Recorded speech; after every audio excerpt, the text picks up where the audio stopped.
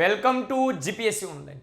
મિત્રો વાત કરવી છે આજે એક અલગ ટોપિકની અને મિત્રો આ જે ટોપિક છે આપણા માટે ખૂબ જ મહત્વનો। મિત્રો પરિસ્થિતિ એવી હતી કે પ્રાચીન સમયની અંદર આપણું જે ભારત છે, આપણું ગુજરાત છે, બંદરોથી મિત્રો પુષ્કળ પ્રમાણની અંદર વેપાર થતો હતો અને દેશ વિદેશના લોકો અહીંયા વેપાર કરવા માટે પણ આવતા હતા। ઘણા બધા અફઘાની લોકો, આરબો, ઘણા બધા લોકો મિત્રો વિદેશી લોકો આપણા ત્યાં અહીંયા વેપાર કરવા માટે આવતા હતા, પરંતુ એ લોકોએ મિત્રો ક્યાંય આપણા રાજકીય ઇતિહાસની અંદર મિત્રો રસ દાખવ્યો નહીં।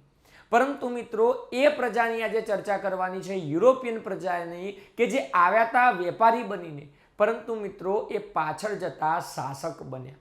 હા મિત્રો, આપણે યુરોપિયન પ્રજાની મિત્રો ચર્ચા કરવી છે। ભાઈ શા માટે યુરોપિયન લોકો અહીંયા આવેલા, શું કારણ હતા, અહીંયા આવવાની ફરજ કેમ પડી? આપણને દરેકને ખબર છે કે ભાઈ જમીન માર્ગે જે વેપાર હતો એ અટકી ગયો અને પછી એવું કહી શકાય કે ભાઈ સમુદ્ર માર્ગે એવું કહી સમુદ્ર માર્ગ શોધવાની એમને ફરજ પડી। મિત્રો પરિસ્થિતિ શું હતી એની થોડીક મિત્રો આપણે ચર્ચા કરી લઈએ। મિત્રો ધ્યાનમાં રાખજો, આ છે યુરોપ, મધ્ય એશિયા। મિત્રો જે તે વખતની મિત્રો પરિસ્થિતિ એ પ્રમાણે હતી। આ છે યુરોપ, આ યુરોપ છે, આ વચ્ચે જે છે એ મધ્ય એશિયા છે, આ વચ્ચે જે પ્રદેશ જે છે જેને આપણે મધ્ય એશિયા તરીકે ઓળખીશું, અને આ છે આપણું ભારત। મિત્રો જૂના સમયની અંદર, પહેલાના સમયની અંદર યુરોપ છે, યુરોપની અંદર આપણા ભારતીય વસ્તુની ખૂબ જ માંગ હતી। એક તેજાના હોય, મરી મસાલા હોય, એવું મલમલ હોય, કેટલાય પ્રકારની સુતરાવ કાપડ હોય, કેટલાય પ્રકારની એવી ચીજ વસ્તુઓ, ઘરગથ્થી ચીજ વસ્તુ હોય, અથવા તો ઘણી અલગ અલગ પ્રકારની ચીજ વસ્તુઓ, એની માંગ મિત્રો યુરોપમાં ખૂબ હતી। એટલે કે આપણી ભારતની વસ્તુઓ એ બધી મિત્રો ક્યાં એ થતી, તો યુરોપની અંદર પોતે ઉપયોગમાં થતી, અને યુરોપના લોકોના આપણી ભારતની વસ્તુઓ ખૂબ જ ઉપયોગી થતી, એટલે માંગ પણ ખૂબ વધારે હતી। મિત્રો પરિસ્થિતિ એવી હતી કે જે તે વખતે ભારતની અંદરથી જે વેપાર જમીન માર્ગે મધ્ય એશિયાથી થઈ અને ક્યાં થતો હતો, યુરોપની અંદર થતો હતો। મિત્રો ધ્યાનમાં રાખજો, મધ્ય એશિયાની અંદર એક સિટી આપણે યાદ રાખવાનું છે, ઇસ્તુંબુલ। કયું સિટી છે? ઇસ્તુંબુલ નામનું સિટી છે। આ ઇસ્તુંબુલ નામના સિટીને કોન્સ્ટેન્ટિનોપલ પણ કહેવાય। કયું કહેવાય? કોન્સ્ટેન્ટિનોપલ। મિત્રો આ કોન્સ્ટેન્ટિનોપલ એ મધ્ય એશિયાનો એક શહેર છે, અને મિત્રો ભારતથી જમીન માર્ગે ઇસ્તુંબુલ થઈ અને યુરોપની અંદર મિત્રો વેપાર થતો, ચીજ વસ્તુઓ જતી, ખ્યાલ આવે? પરંતુ મિત્રો પરિસ્થિતિ એવી થઈ કે સમય ક્યારે બદલાયો? 1453માં બદલાયો। સમય ક્યારે બદલાયો? 1453માં બદલાયો, અને 1453ની અંદર મિત્રો આજે ઇસ્તુંબુલ, કોન્સ્ટેન્ટિનોપલ, એને કોણે જીતી લીધું? તુર્ક મુસલમાનોએ જીતી લીધું। આ કોન્સ્ટેન્ટિનોપલના તુર્ક મુસલમાન જે છે એમને જીતી લીધું, જેના કારણે ભારત અને યુરોપનો જે જમીન માર્ગ જે હતો, એ જમીન માર્ગનો જે વચ્ચેનો જે ઇસ્તુંબુલ પ્રદેશ હતો એના ઉપર કોનું શાસન આવી ગયું? તુર્ક મુસલમાનોનું, જેના કારણે ભારત અને યુરોપનો સંપર્ક અહીંયાથી કેવો થઈ જાય છે? તૂટી જાય છે, વેપાર થતો નથી, એક બાજુ વસ્તુઓ મળતી નથી, અને કદાચ જો ભારતની વસ્તુઓ જો યુરોપની અંદર ઇસ્તુંબુલ મારફતે મળે તો એ પણ ખૂબ જ એવું કહી શકાય કે મોંઘા ભાવે મળતી। 5 રૂપિયાની વસ્તુ ભારતની અહીંયાથી જતી હોય તો ઇસ્તુંબુલના તુર્ક મુસલમાનો એને 50 ગણી કઈ જગ્યાએ વેચતા? યુરોપની અંદર વેચતા। એટલે યુરોપના લોકોને પુરવઠો ઓછો મળતો, પુરવઠો ઓછો મળવાના કારણે માંગમાં ખૂબ જ વધારો થતો, એટલે યુરોપના જે લોકો હતા એમને ભારતની ચીજ વસ્તુઓ ઉપયોગ કર્યા વગર છૂટકો જ નહોતો, એમને ચાલ્યા એવું મીન્સ કે ચાલતું જ નહોતું, જેના કારણે યુરોપના લોકોએ નક્કી કર્યું ભાઈ આપણે શું કરીશું? જળમાર્ગ શોધીશું। આપણે શું કરીશું? આપણે જળમાર્ગની શોધ કરીશું। કેમ કે જમીન માર્ગ તો બંધ થઈ ગયો છે ભાઈ, જમીન માર્ગ શું થયું છે? બંધ થઈ ગયો છે, અને અહીંયા જે સમૃદ્ધ શહેર હતું, સમૃદ્ધ જે શહેર હતું ઇસ્તુંબુલ, કોન્સ્ટેન્ટિનોપલ, આ કોન્સ્ટેન્ટિનોપલનું પતન થયું, જેના કારણે મિત્રો વાત કરીએ કે યુરોપના લોકોનો નવો જળમાર્ગ શોધવાની ફરજ પડી, ભારત તરફ આવવાનો જળમાર્ગ શોધવાની ફરજ પડી। મિત્રો વાત કરીએ એ સમયની અંદર પોર્ટુગલનો એક વ્યક્તિ જેનું નામ હતું મિત્રો બાર્થોલોમ્યુ ડાયોસ। એ વખતે મિત્રો યુરોપના રાજાઓએ આર્થિક મદદ કરવાની પણ વાત કરી કે ભાઈ જે નાવિકો હોય, જે મુસાફરી કરતા હોય, જે વેપારીઓ હોય, એ લોકો જે વાહન જે ઉપયોગ કરતા હોય, એ લોકો જો ભારત તરફ જો જવાનો જળમાર્ગ શોધી નાખશે તો એને આર્થિક મદદ કોના તરફથી કરવામાં આવશે? યુરોપના અલગ અલગ પ્રદેશોના રાજાઓ દ્વારા કરવામાં આવશે। આર્થિક રીતે મદદ કરવામાં આવે અને સાથે સાથે મિત્રો એમને જે કંઈ બી સાથ સહકાર જોતો હોય રાજકીય એ બધો આપવા માટે રાજાઓ તૈયાર છે. એટલે જે નાવિકો હતા એમને સાહસ કરવાની મિત્રો શરૂઆત કરી. એની અંદર મિત્રો વાત કરીએ એક વ્યક્તિ છે જેનું નામ છે બાર્થોલોમ્યુ ડાયોઝ. બાર્થોલોમ્યુ ડાયોઝ નામનો વ્યક્તિ, બાર્થોલોમ્યુ ડાયોઝ નામનો જે વ્યક્તિ છે એને મિત્રો શરૂઆત કરી, પરંતુ આ વ્યક્તિ ભારત સુધી પહોંચી શક્યો નહીં. મિત્રો વાત કરીએ આ છે દક્ષિણ આફ્રિકા, આ છે દક્ષિણ આફ્રિકા અને દક્ષિણ આફ્રિકાની જે આ ભૂશીર છે મિત્રો, આ ભૂશીર ખ્યાલ આવે છે કે નહીં? યુરોપથી નીકળ્યો તો પોતે, આ યુરોપથી નીકળ્યો તો દક્ષિણ આફ્રિકાની આ જે ભૂશીર છે ભાઈ, આ ભૂશીરનું નામ શું છે? આ ભૂશીરનું નામ મિત્રો એવું કહી શકાય કે કેપ ઓફ ગુડ હોપ. શું નામ આપ્યું? કેપ ઓફ ગુડ હોપ, એટલે કે સારી આશાની ભૂશીર, કેપ ઓફ ગુડ હોપ નામ આપવામાં આવ્યું. મિત્રો કેપ ઓફ ગુડ હોપની શોધ કોના દ્વારા કરવામાં આવેલી? બાર્થોલોમ્યુ ડાયોઝ દ્વારા કરવામાં આવેલી. પરંતુ બાર્થોલોમ્યુ ડાયોઝે કેપ ઓફ ગુડ હોપની શોધ કરી, પણ તે છતાં એ ભારત તરફ જવાનો જળમાર્ગ શોધી શક્યો નહીં અને આટલેથી પોતે પાછો વળી ગયો. અને મિત્રો ભારત તો ક્યાં હતું? ભારત તો છે કે અહીંયા હતું મિત્રો. ભારત તો ક્યાં છે? ભારત તો છે કે અહીંયા હતું. ખ્યાલ આવે છે કે નહીં? અને એ પોતે બાર્થોલોમ્યુ ડાયોઝ એ કેપ ઓફ ગુડ હોપથી પોતે ફરી પાછો ક્યાં જતો રહ્યો? યુરોપની અંદર જતો રહ્યો. બીજા એક વ્યક્તિ આવ્યા મિત્રો, બીજા એક વ્યક્તિ આવ્યા જેમનું નામ હતું ક્રિસ્ટોફર કોલંબસ. કયા વ્યક્તિ છે? Christopher Columbus. 1492 આજુબાજુની જે વાત છે, ક્રિસ્ટોફર કોલંબસ એ પોતે ભારત તરફ આવવાનો જળમાર્ગ શોધવા માટે નીકળ્યા. પરંતુ મિત્રો વાત કરીએ, એમને જવાનું હતું પૂર્વ દિશાની અંદર, એમને જવાનું તો પૂર્વ દિશાની અંદર, પણ ક્રિસ્ટોફર કોલંબસ પોતે કઈ દિશામાં જતા રહ્યા? પોતે પશ્ચિમ દિશામાં જતા રહ્યા. અને પોતે પશ્ચિમ દિશામાં જતા રહ્યા ને એવું કહી શકાય કે દ્વીપ સમૂહ શોધી નાખ્યા ભાઈ. શું શોધી નાખ્યા? દ્વીપ સમૂહ, મોટો ખંડ શોધી નાખ્યો. અને મિત્રો એ જે ખંડ હતો જેનું નામ છે અમેરિકા. તો અમેરિકા કોના દ્વારા શોધાયું છે? ક્રિસ્ટોફર કોલંબસ દ્વારા શોધાયું છે. મિત્રો ક્રિસ્ટોફર કોલંબસે જો અમેરિકા શોધ્યું હોય તો નામ કેમ એના ઉપરથી નથી? ખ્યાલ આવે છે કે નહીં? મિત્રો અહીંયા ધ્યાનમાં રાખવાનું છે, ક્રિસ્ટોફર કોલંબસ જોડે એક ખલાસી હતો જેનું નામ હતું અમેરિગો વેસ્પુચી. શું નામ હતું? અમેરિગો વેસ્પુચી. આ અમેરિગો નામ ઉપરથી મિત્રો અમેરિકાનું નામ પડ્યું. અને જેના દ્વીપ સમૂહો જે ક્રિસ્ટોફર કોલંબસે શોધ્યા એ મિત્રો કયા હતા? વેસ્ટ ઇન્ડિઝના ટાપુઓ હતા. એને એવું લાગતું હતું ભાઈ મેં ઇન્ડિયા શોધી જ લીધું છે, ઇન્ડિયા શોધી જ લીધું છે. આ ક્રિસ્ટોફર કોલંબસ જ્યાં સુધી જીવ્યો ત્યાં સુધી એને એવું જ લાગતું કે મેં ભાઈ ભારત શોધ્યું છે, મેં ઇન્ડિયા શોધ્યું છે, પણ એને ઇન્ડિયા શોધ્યું નહોતું. ખ્યાલ? એને અમેરિકા ખંડ શોધ્યો હતો અને સાથે જે દ્વીપ સમૂહ શોધ્યા હતા જે વેસ્ટ ઇન્ડિઝ. મિત્રો અહીંયા ધ્યાનમાં રાખજો, ઇન્ડિઝ એટલે કે ઇન્ડિયા, પણ કઈ બાજુ? પૂર્વમાં નહીં, પશ્ચિમમાં શોધ્યા હતા, એટલે એને વેસ્ટ ઇન્ડિઝ તરીકે મિત્રો ઓળખવામાં આવે છે. ત્યારબાદ મિત્રો વાત કરીએ કે જેને સફળ જળમાર્ગ શોધ્યો, જેને સફળ જળમાર્ગ શોધ્યો એવો એક વ્યક્તિ, કયો વ્યક્તિ? Vasco da gamma. કયો વ્યક્તિ? વાસ્કો દ ગામા નામનો વ્યક્તિ.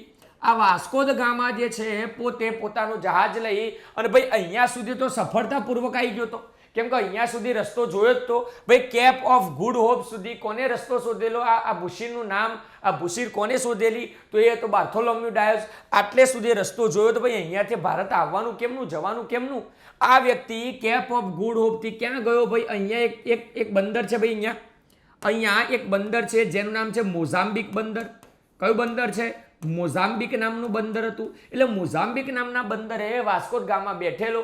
ખબર નહીં કે ભાઈ કઈ બાજુ ભારત તરફ જવાનો જળમાર્ગ કયો છે એને ખબર હતી નહીં. કેપ ઓફ ગુડ હોપથી પોતે મોઝામ્બિક બંદરે આવ્યો. અને એવા જ સમય મિત્રો વાત કરીએ કે આપણા કચ્છના જે વ્યક્તિઓ જે છે જેનું નામ હતું કાનજી માલમ. કયા વ્યક્તિ છે? કાનજી માલમ. મિત્રો એનસીઆરટી ની અંદર નામ અલગ આપેલું છે, એનસીઆરટી ની અંદર અબ્દુલ નદીમ નામ આપેલું છે, પણ મિત્રો આપણે ગુજરાત સરકારની પરીક્ષાઓ આપીએ છીએ અને ગુજરાત સરકાર આપણને કાનજી માલમ જ કહે છે. ટૂંકમાં આ કાનજી માલમ જે તે વખતે મોઝામ્બિક બંદરે આવ્યા હશે અને મોઝામ્બિક બંદરે એક ચાની કીટલી જોડે સામ સામે બેઠા હશે અને પેલા વાતો કરતા હશે ભાઈ હું તો ગુજરાતથી આવ્યો છું વગેરે વગેરે વગેરે ભારતની વાતો કરતા હશે. વાસ્કો દ ગામાએ આ વાત સાંભળી કે ભાઈ આ તો ભારતની વાત કરે છે અને મારે જવાનું ક્યાં છે? ભારત જવાનું છે. એટલે વાસ્કો દ ગામાનો રસ્તો બતાવનાર વ્યક્તિ કોણ હતા? આ કાનજી માલમ હતા ભાઈ. ખ્યાલ આવે છે કે નહીં? કચ્છના માંડવીથી પોતે દરિયો ખેડતા. કાનજી માલમ હોય, રામજી માલમ હોય, હાજી કાસમ હોય, આ બધા દરિયો ક્યાંથી ખેડતા? તો માંડવી બંદરેથી ખેડતા. અને માંડવી બંદરેથી પોતે આંટો મારવા માટે, એવું કહી શકાય વેપાર માટે, આ મોઝામ્બિક બંદરે આવેલા. અને એ વખતે વાસ્કો દ ગામા એમને મળેલો. અને વાસ્કો દ ગામાનો રસ્તો બતાવનાર વ્યક્તિ કોણ હતા? તો કાનજી માલમ હતા. એનસીઆરટી મુજબ મિત્રો એનું નામ અબ્દુલ નદીમ બતાવેલું છે, પણ જનરલી આપણે કાનજી માલમનો ઉલ્લેખ છે. આ વ્યક્તિ વાસ્કો દ ગામા મોઝામ્બિક બંદર એટલે કાનજી માલમ ભાઈ કચ્છ તરફ ગયો અને આને એમ કીધું ભાઈ ત્યાંથી તું જતો રહેજે. એટલે સીધું આ વ્યક્તિ ક્યાં જાય છે? આ વ્યક્તિ કાલીકટ ખાતે પહોંચે છે. અને કાલીકટ ખાતે પહોંચી અને ત્યાં કયો રાજા હોય છે? જામોરીન નામનો સામુદ્રિક રાજા હોય છે. અને ક્યારે પહોંચે છે ભાઈ? ક્યારે પહોંચે છે? 1498 ની અંદર. 1498 ની અંદર પહેલો યુરોપિયન કે જે જળમાર્ગેથી, પહેલો એવો યુરોપિયન કે જે જળમાર્ગેથી ભારત પહોંચેલો એ કયો વ્યક્તિ હતો? Vasco da gamma. તો 1498 ની અંદર કાલીકટ બંદરે ઉતરેલો. સામુદ્રિક અથવા તો જામોરીન નામના રાજા એનું સ્વાગત કરેલું. તો આવી રીતે મિત્રો જે વિદેશી જે પ્રજા હતી, યુરોપિયન હતા, એ મિત્રો ક્યાં આવ્યા? ભારતની અંદર. અને સૌથી પહેલા કોઈ યુરોપિયન પ્રજા આવી હોય તો એ કઈ પ્રજા હતી? પોર્ટુગીઝ પ્રજા હતી. સૌથી પહેલા આવી ને સૌથી છેલ્લે ગઈ. ખ્યાલ આવે છે કે નહીં ભાઈ? એક જે યુરોપિયન પ્રજા છે, એક યુરોપિયન વેપારી છે, એ અહીંયા વેપાર કરવા માટે આવે છે. એટલે જેના કારણે બધા યુરોપના બધા દેશોની અંદર ખબર પડી કે ભાઈ જળમાર્ગ શોધાઈ ગયો છે. એટલે ધીમે ધીમે સ્ટેપ બાય સ્ટેપ બધી જે પ્રજાઓ હતી, જે વેપાર કરવા માટેની જે પ્રજાઓ હતી, એ બધી ક્યાં અહીં ભારતની અંદર આવી. એની મિત્રો ભારતની તો આપણે ચર્ચા નથી કરવાની. અત્યારે આપણે ગુજરાતની, ખાસ ગુજરાતની ચર્ચા કરવાની છે. કેમ કે આપણે ગુજરાતના ઇતિહાસ વિશે સમજીએ છીએ. રેડી છે? તો મિત્રો આ પ્રકારે યુરોપિયન પ્રજા આવેલી. જોઈ લી મિત્રો, સૌથી પહેલા આવ્યા હતા ફિરંગીઓ, જેને પોર્ટુગીઝો કહેવામાં આવે છે. મિત્રો પોર્ટુગીઝો આવ્યા હતા ક્યારે? 1498 ની અંદર. પોર્ટુગીઝો ક્યારે આવ્યા હતા? 1498 ની અંદર વાસ્કો દ ગામા આવ્યો હતો. મિત્રો અહીંયા ધ્યાનમાં રાખજો, વાસ્કો દ ગામા અહીંયા જ્યારે ભારતમાં આવ્યો હતો ત્યારે ગુજરાતની અંદર કોનું શાસન હતું? વાસ્કો દ ગામા જ્યારે ભારતની અંદર આવેલો કાલીકટ બંદરે, ત્યારે ગુજરાતની અંદર કોનું શાસન હતું? તો ગુજરાતની અંદર નાસિરુદ્દીન મોહમ્મદ શાહ બીજો, એટલે કે જેને ફતેહ ખાન તરીકે ઓળખીએ છીએ, જેના ઇતિહાસની અંદર મોહમ્મદ બેગડા તરીકે ઓળખવામાં આવે છે. આ મોહમ્મદ બેગડો એ 1500 મિત્રો વાત કરીએ કે મોહમ્મદ બેગડો 1511 સુધી પોતે ગાદી ઉપર રહેલો. ખ્યાલ આવે છે કે નહીં? એટલે આ જે પોર્ટુગીઝો આવેલા એ વખતે ગુજરાતની અંદર કોણ હતું? તો એ વખતે ગુજરાતની અંદર મોહમ્મદ બેગડો હતો. અને મોહમ્મદ બેગડાનું પણ પોતાનું નૌકા મથક હતું ભાઈ. મોહમ્મદ બેગડાનું પોતાનું નૌકા મથક હતું ભાઈ. કયું નૌકા મથક હતું મોહમ્મદ બેગડાનું? દીવ. આ દીવ જે છે કોનું વડું મથક હતું? આ દીવ એ મોહમ્મદ બેગડાનું વડું મથક હતું. પરિસ્થિતિ એવી થઈ કે 1498 ની અંદર આ પોર્ટુગીઝ એટલે કે ફિરંગી લોકો આવ્યા અને ધીમે ધીમે પોતાનો જે રાજકીય એજન્ડો છે અહીંયા એમને પ્રસ્થાપિત કર્યો. મિત્રો વાત કરીએ ગુજરાતની, તો મોહમ્મદ શાહ બેગડો, આ મોહમ્મદ બેગડાના મરણ બાદ એ મૃત્યુ પામ્યો. એટલે એના ગુજરાતના કિનારા ઉપર ફિરંગીઓનો પ્રભાવ કેવો થતો ગયો? વધતો ગયો. ધીમે ધીમે શક્તિશાળી રાજા જે દીવનો મીન્સ કે દીવ ખાતે જે મિત્રો વાત કરીને વડું મથક હતું, નૌકાદળ હતું, આ દીવ જે ભાઈ મોહમ્મદ બેગડો જે વખતે ભાઈ ગુજરાતની અંદર હતો ને, એ વખતે દિલ્હી સલ્તનતના રાજાઓ પણ બીતા. જે વખતે મોહમ્મદ બેગડો એ ગુજરાત ઉપર શાસન કરતો, એ વખતે દિલ્હીનો સુલતાન પણ એનાથી બીતો. ભાઈ જે વખતે મોહમ્મદ બેગડો ગુજરાતમાં પોતે શાસન કરતો હતો, એ વખતે ભારતની અંદર કોણ હતો? સિકંદર ખાન લોધી. આ એવી પહેલી વાર ઘટના ઘટેલી કે દિલ્હીના કોઈ સુલતાને ગુજરાતના કોઈ સુલતાનને ભેટ સોગાદો મોકલી હોય કે ભાઈ લે આ ગિફ્ટ તું અમારા ઉપર ચડાઈ ના કરતો. એવો તો ભાઈ મોહમ્મદ બેગડો. જેના કારણે મોહમ્મદ બેગડો જ્યાં સુધી શાસન કર્યું ત્યાં સુધી આ વિદેશી પ્રજા અહીંયા એવું કહી શકાય કે પોતે પોતાના જે એજન્ડા છે એ પૂરા ના કરી શકી. પરંતુ આ મોહમ્મદ બેગડો જેવો મૃત્યુ પામ્યો એવા સમયની અંદર, એટલે કે મોહમ્મદ બેગડાના મૃત્યુ બાદ ગુજરાતના જે દરિયા કિનારા છે એના ઉપર ફિરંગીનો પ્રભાવ ધીમે ધીમે વધવા માંડ્યો. મુગલ બાદશાહ હુમાયુની વિરુદ્ધ લડવામાં ગુજરાતના સુલતાન બહાદુર શાહ, મિત્રો અહીંયા ધ્યાનમાં રાખજો, અહીંયા મેં આ વસ્તુ પહેલા પણ તમને સમજાયેલી છે ને અત્યારે પણ કહું છું. તો આ પોર્ટુગીઝોની જ્યારે વાત કરીએ, પોર્ટુગીઝોની જ્યારે મિત્રો વાત કરીશું ત્યારે એટલી વસ્તુ આપણે યાદ રાખવાની છે કે પોર્ટુગીઝોને દીવમાં વેપાર કરવાની પરવાનગી કોને આપી? પોર્ટુગીઝોને દીવમાં વેપાર કરવાની પરવાનગી કોના દ્વારા આપવામાં આવી હતી? તો વેપાર કરવાની પરવાનગી મુઝફ્ફર શાહ બીજા દ્વારા આપવામાં આવી હતી. કોના દ્વારા? મુઝફ્ફર શાહ બીજો. આ મુઝફ્ફર શાહ બીજા દ્વારા મિત્રો વાત કરીએ કે વેપાર કરવાની પરવાનગી આપવામાં આવી હતી. જ્યારે દીવની અંદર કોઠી સ્થાપવાની પરવાનગી કોના સમયમાં આપવામાં આવી હતી? તો બહાદુર શાહના સમયમાં આપવામાં આવી હતી. આ બે વસ્તુ યાદમાં રાખજો મિત્રો. આ મુઝફ્ફર શાહ બીજો કોણ છે? સંત સુલતાન તરીકે ઓળખાય છે.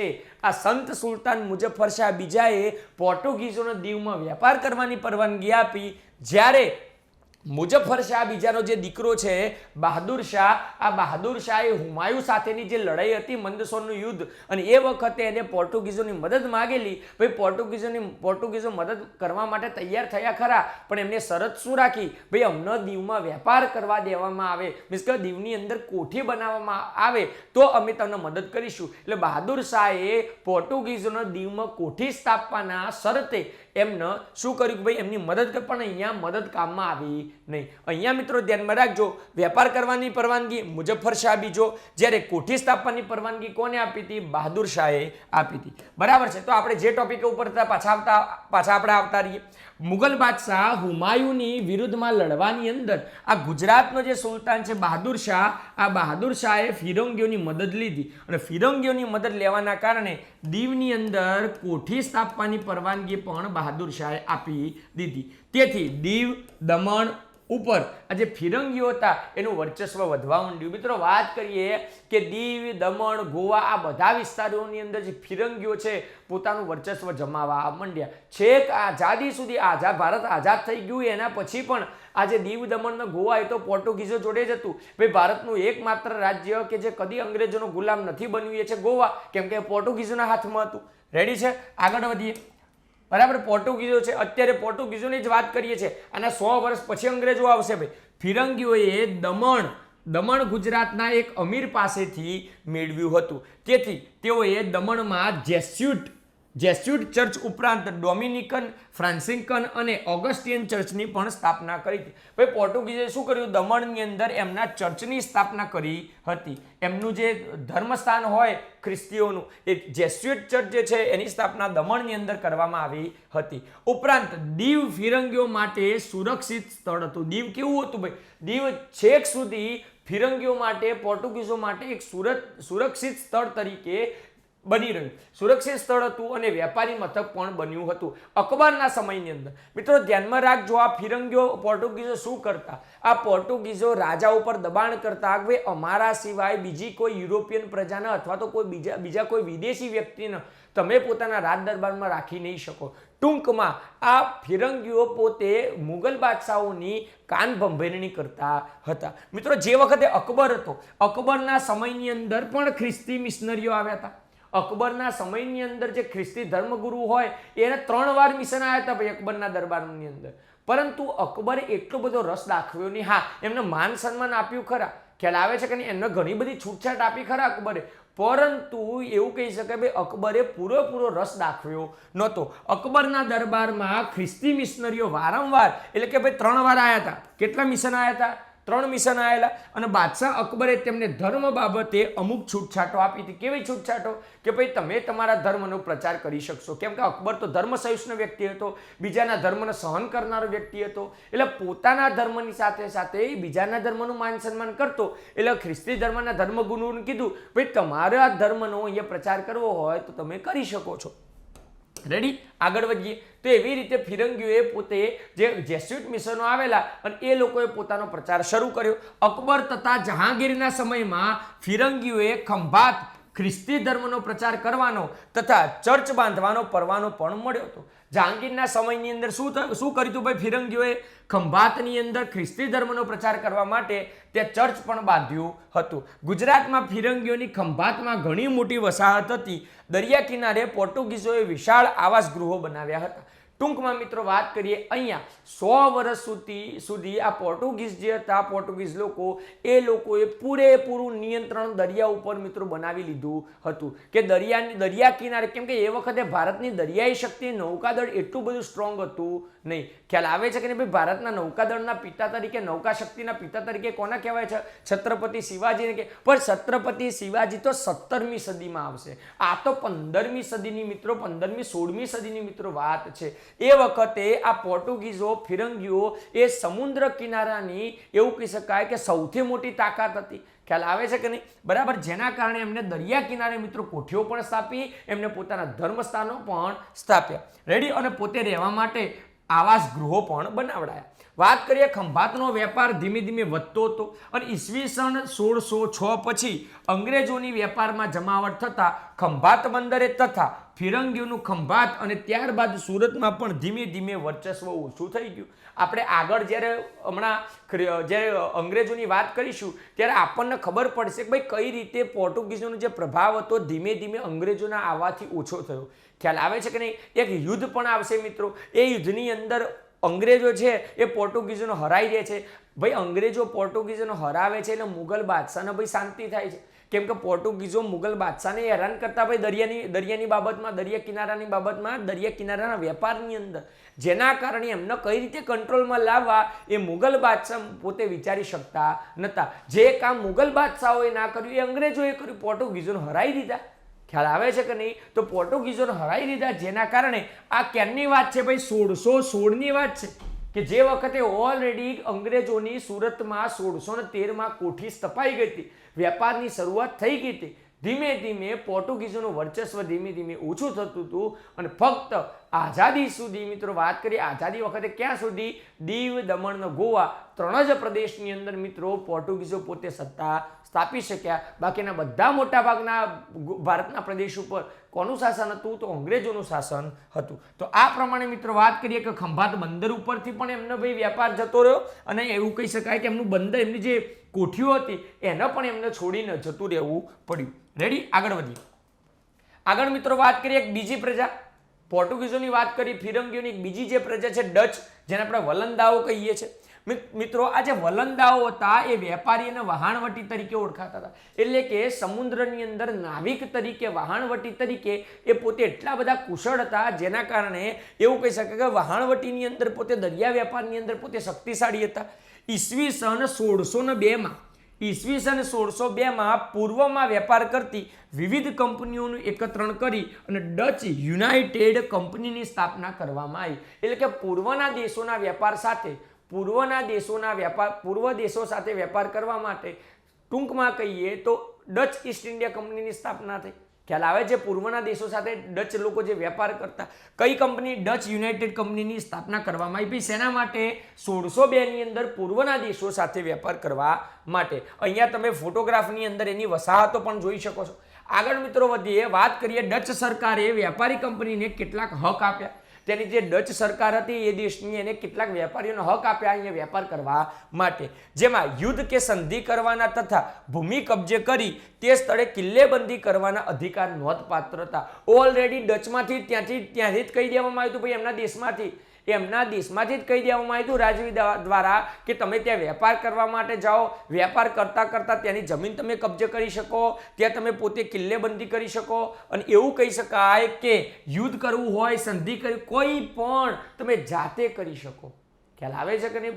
બધા જે અધિકારો એવું કહી શકાય કે મહત્વપૂર્ણ અધિકારો હતા ઓલરેડી ડચ સરકારે આ વેપારી કંપનીને જ આપી દીધા હતા.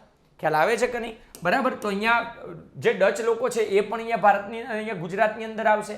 અંગ્રેજો હોય, વલંદાઓ હોય અને ફ્રેન્ચો ના આગમન સમયે હિંદના દરિયા કિનારા ઉપર કોનું શાસન હતું? ફિરંગીઓનું શાસન હતું. ભાઈ જે વખતે અંગ્રેજો આવ્યા, જે વખતે વલંદાઓ આવ્યા, વલંદા એટલે ડચ, જે વખતે ફ્રેન્ચ લોકો આવ્યા, આ 3 પ્રજા જે વખતે ભારતમાં એન્ટર થઈ હતી, ભાઈ કઈ સદીની અંદર એન્ટર થઈ હતી 3 પ્રજા? એ ફ્રેન્ચ હોય, એ અંગ્રેજ હોય કે ડચ હોય, 17મી સદીની અંદર. કઈ સદીની અંદર? 17મી સદીની અંદર. અને ઓલરેડી આ જે પોર્ટુગીઝ જે ફિરંગીઓ હતા એ તો ઓલરેડી મિત્રો વાત કરીએ 15મી 16મી સદીથી હતા, આમના 100 વર્ષ પહેલાથી. એટલે પોતે પોતાનું જે નિયંત્રણ હતું ભારતના દરિયા કિનારે એમને કરી દીધું હતું. મીન્સ કે ભારતના દરિયા કિનારે કોનું વર્ચસ્વ હતું જ્યારે આ 3 પ્રજા આવી ત્યારે? ફિરંગીઓનું વર્ચસ્વ હતું, પોર્ટુગીઝોનું વર્ચસ્વ હતું. મુગલોની નૌકા શક્તિના અભાવમાં ફિરંગીઓને પડકારનાર બીજી કોઈ સત્તા હતી નહીં. ખ્યાલ આવે છે કે નહીં? અહીંયા પરિસ્થિતિ એવી હતી કે ઉજ્જડ રણમાં એરંડો પ્રધાન. મુગલ સેના ભાઈ સ્ટ્રોંગ હતી ખરા, પણ મુગલ સેનાની આર્મી સ્ટ્રોંગ હતી, એનું નૌકાદળ એટલું બધું સ્ટ્રોંગ હતું નહીં. હા, દરિયાની અંદર પોતે એટલી બધી સ્ટ્રોંગ રીતે મિત્રો લડાઈ નહોતા કરી શકતા, જેના કારણે મુગલો આ મુગલો પણ કોનાથી વિવશ હતા? આ પોર્ટુગીઝોની દરિયાઈ શક્તિથી પોતે વિવશ હતા અને પોર્ટુગીઝોનો પણ એ લોકો કશું કરી શકતા નહીં. ના છૂટકે એમને એવું કહી શકાય કે મુગલ જે બાદશાહો હતા ને એમને પોર્ટુગીઝોનું માનવું પડતું. ઘણા બધા શાહી જે વહાણો હતા એમને પણ પોર્ટુગીઝો લૂંટી લેતા ભાઈ, બરાબર. તો આ પ્રમાણે મિત્રો પોર્ટુગીઝોનો ત્રાસ હતો. વલંદાઓ ઉત્તમ પ્રકારના ખલાસી હોવાથી તેમણે ફિરંગીઓની દરિયાઈ શક્તિને પડકારી. સૌથી પહેલા દરિયાઈ શક્તિને પડકારનાર વલંદાઓ હતા. વલંદાઓનો મુખ્ય વેપાર કયો હતો ભાઈ? તેજાનો વેપાર હતો, બરાબર. એ પાછળ જતા પછી અંગ્રેજો સાથે સંધિ થઈ ગઈ એટલે અંગ્રેજોએ નક્કી કર્યું કે ભાઈ અમે ભારતની અંદર વેપાર કરીએ અને ડચ જે વલંદા લોકો છે એ લોકો ઇન્ડોનેશિયા એ નીચેના જે પ્રદેશો હતા ને ત્યાં વેપાર કરવા મીન્સ કે સંધિ થઈ ગઈ હતી. વલંદાઓનો મુખ્ય વેપાર તેજાના ટાપુઓ તરીકે ઓળખાતા ઇન્ડોનેશિયામાં હતો. મોટા ભાગે એમનો વેપાર કઈ જગ્યાએ તો ઇન્ડોનેશિયાની અંદર હતો. એટલે અંગ્રેજો કેમ કે પોર્ટુગીઝોને કોને હરાયા હતા?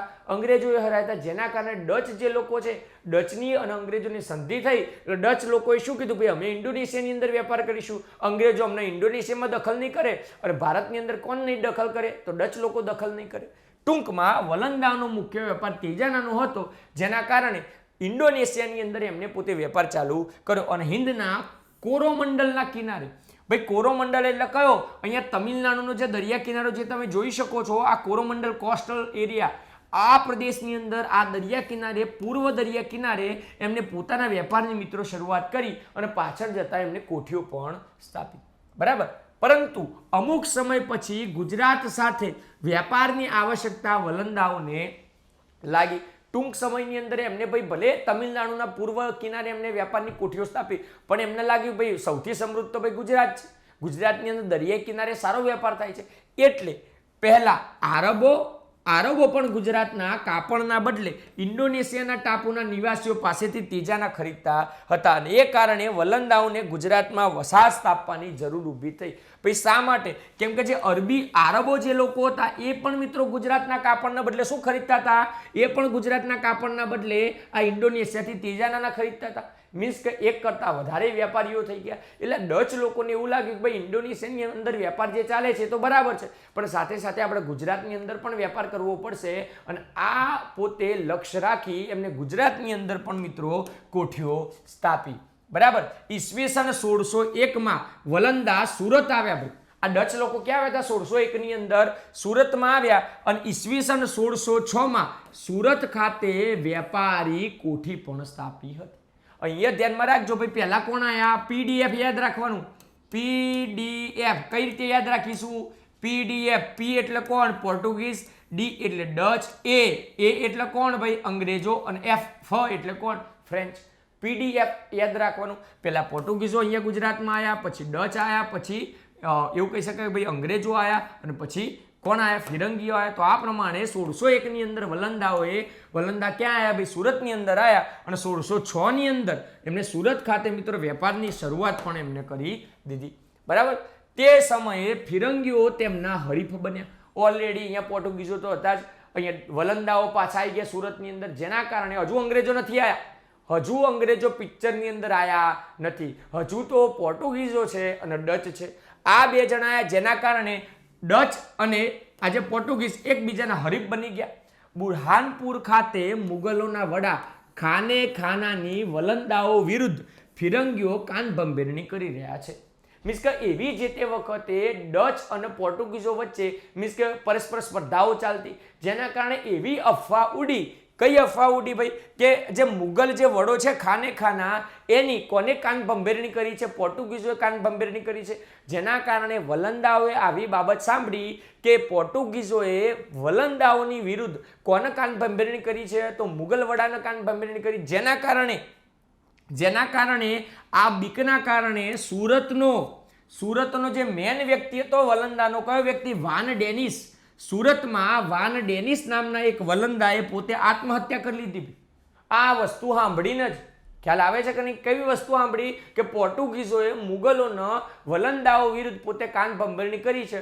આવી વાત સાંભળી અને આ વાન ડેનિસ નામનો જે ડચ હતો એને પોતે આત્મહત્યા કરી લીધી, જેના કારણે વલંદાઓએ સુરતની વેપારી કોઠી બંધ કરી દીધી. ભાઈ આને આત્મહત્યા કરી, પાછળ જતા શું થાય શું નહીં ખ્યાલ આવે? જેના કારણે આ વાન ડેનિસની આત્મહત્યાના કારણે અહીંયા વેપારી કોઠી સુરતની અંદર બંધ કરી દેવાની ફરજ પડી. ભાઈ કોને ફરજ પડી? તો ડચ પ્રજાને ફરજ પડી.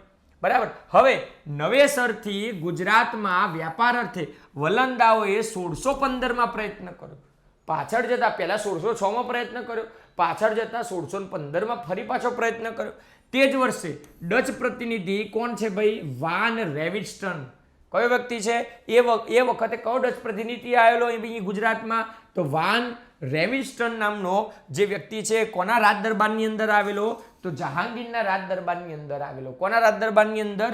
જહાંગીરના રાજ દરબારની અંદર આવેલો. અને વેપારી સવલતો મેળવવાના કારણે એના મોકલવામાં આવેલો. ભાઈ શા માટે આ ડચ પ્રતિનિધિ આવેલો ભાઈ જહાંગીર જોડે? કેમ કે વેપારી સવલતો મેળવવા માટે. ભાઈ વેપારની અંદર જે સગવડો છે એ કોના તરફથી મળી શકશે? જહાંગીર તરફથી મળી શકશે. જેના કારણે ડચ પ્રતિનિધિ વાન રેવિસ્ટન એ જહાંગીર જોડે આવે છે. પરંતુ અહીંયા ભલે વલંદાનો બીજો પ્રતિનિધિ આવ્યો પણ હજુ તો પોર્ટુગીઝ લોકો કાન ભંભેરણી જહાંગીરની કરતા જ હતા. ખ્યાલ આવે? જેટલી પણ વિદેશી પ્રજાઓ આવી આ બધા વિરુદ્ધ કાન ભંભેરણી કોને કરી હતી? પોર્ટુગીઝોએ જ કરી હતી. પણ હવે પિક્ચરની અંદર જે એવું કહી શકાય કે મેન જે વિલન છે ભાઈ અંગ્રેજો, એની એન્ટ્રી થઈ જાય છે. અંગ્રેજો જે છે, વાત કરીએ 1599ની 1599ની અંદર યુરોપની અંદર, ઇંગ્લેન્ડની અંદર મિત્રો વાત કરીએ એલિઝાબેથે એક મીન્સ કે એક કંપનીની મિત્રો સ્થાપના થયેલી જે તે વખતે ઈસવીસન 1600ની અંદર એક કંપનીની સ્થાપના થઈ જેને આપણે ઈસ્ટ ઇન્ડિયા કંપની કહીએ છીએ. ઈસ્ટ ઇન્ડિયા કંપની ભારત સાથે એટલે કે પૂર્વના દેશો સાથે વેપાર કરવા માટે જે વેપારી કંપની હતી જેને ઈસ્ટ ઇન્ડિયા કંપની કહીએ છીએ. આ જે ઈસ્ટ ઇન્ડિયા કંપની હતી મિત્રો, આ ઈસ્ટ ઇન્ડિયા કંપની એની સ્થાપના અંગ્રેજો શેના માટે કરે છે? કે પૂર્વના દેશો સાથે વેપાર કરે છે. ભાઈ ડચની શું વાત હતી? જે સમયની અંદર ડચ પ્રતિનિધિ વાન રેવિસ્ટન આવેલો એ વાત સમયની અંદર એટલે કે 1613ની અંદર કયો વ્યક્તિ આવ્યો તો? Thomas Roe. અને અંગ્રેજ પ્રતિનિધિ, અંગ્રેજ રાજદૂત ટોમસ રો પણ અહીંયા ગુજરાતમાં આવેલો અને ગુજરાતની અંદર આવી એ અજમેર આવ્યો. અજમેરની અંદર આવી અને ક્યાં? અજમેર ખાતે મળ્યો તો જહાંગીરને. આ ટોમસ રો કઈ જગ્યાએ મળ્યો તો? જહાંગીરના અજમેર ખાતે મળ્યો. બરાબર. તે જ સમયગાળામાં અંગ્રેજ પ્રતિનિધિ આ ટોમસ રો જહાંગીર પાસેથી વેપારી સવલતો મેળવવાના આશયથી બુરહાનપુર જઈ રહ્યો હતો. પરંતુ આ વાન રેવિસ્ટનને બાદશાહ પાસેથી વેપારી સવલતો મેળવવાની શક્ય ન લાગી. તેથી વાન રેવિસ્ટને બોકે નામના એક ડચ પ્રતિનિધિને સુરત ખાતે કોઠી સ્થાપવા મોકલ્યો. અહીંયા આ જે રાજદૂત હતો વાન રેવિસ્ટન, એને એવું લાગ્યું કે ભાઈ બાદશાહ આપણને નહીં આપે. કેમ કે ઓલરેડી અંગ્રેજોનો પેલો કયો વ્યક્તિ પ્રતિનિધિ આવેલો? ટોમસ રો એ સમયની અંદર આવેલો. જેના કારણે આ વાન રેવિસ્ટન નામનો વ્યક્તિ જે ડચ પ્રતિનિધિ એને શું કર્યું? બ્રોકે નામનો જે વ્યક્તિ હતો એને અહીંયા સુરત ખાતે કોઠી સ્થાપવા માટે એનો મોકલ્યો. ક્યારે? 1616ની વાત છે ભાઈ. બરાબર. આગળ વધીએ. ઈસવીસન 1616માં ઓગસ્ટ મહિનાની અંદર સુરત આવીને મુગલ સત્તા પાસેથી પરવાનો પણ મેળવવામાં આવ્યો અને મુગલ સત્તાએ કામ ચલાવો ભાઈ પરવાની આપી. પરવાનગી આપી ટેમ્પરરી. અને ટેમ્પરરી એ કઈ જગ્યાએ? ગુજરાતની અંદર પરવાનગી આપી. અને બીજી વસ્તુ એવી હતી કે પરવાનગી આપી ખરા, પરંતુ એનું કારણ એટલું જ હતું ભાઈ વલંદાને પરવાનગી આપવાનું. કેમ કે વલંદા ગુજરાતના વહાણોને નુકસાન કરવાની શક્તિ ધરાવતા હતા. જો મુગલ સત્તા વલંદાઓનો વેપાર કરવાની પરવાનગી ના આપે, વલંદાઓનો વેપાર કરવાની પરવાનગી ના આપે તો આ ડચ લોકો શું કરશે? આ વલંદાઓ શું કરશે? તો આ જે ગુજરાતના જે વહાણો છે એને નુકસાન કરવાની શક્તિ પોતે રાખતા હતા. એ પોતે એક્સપર્ટ હતા ભાઈ. એની અંદર નાવિકો એ જોરદાર હતા. બરાબર. જેના કારણે આજે જો મુગલો હતા ને ભાઈ, મુગલ જે છે એ લોકો આર્મી તરીકે સ્ટ્રોંગ હતા. એક સેના તરીકે જે જમીનની અંદર યુદ્ધ લડવાનું હોય તો એ પાવરફુલ હતા, પણ દરિયાઈ શક્તિની અંદર એટલા બધા પાવરફુલ નહોતા. જેના કારણે એમને ના છૂટકે પેલા પોર્ટુગીઝોને, ત્યારબાદ ડચ લોકોને, ત્યારબાદ અંગ્રેજોને અને ત્યારબાદ ફ્રેન્ચને આ બધાને પરવાનગી આપવી પડી. ખ્યાલ આવે છે કે નહીં? બરાબર. ઈસવીસન 1616માં વલંદાઓએ શાહજાદા ખુર્રમ. ભાઈ આ ખુર્રમ એટલે કોણ? ભાઈ ખુર્રમ કોનું નામ છે?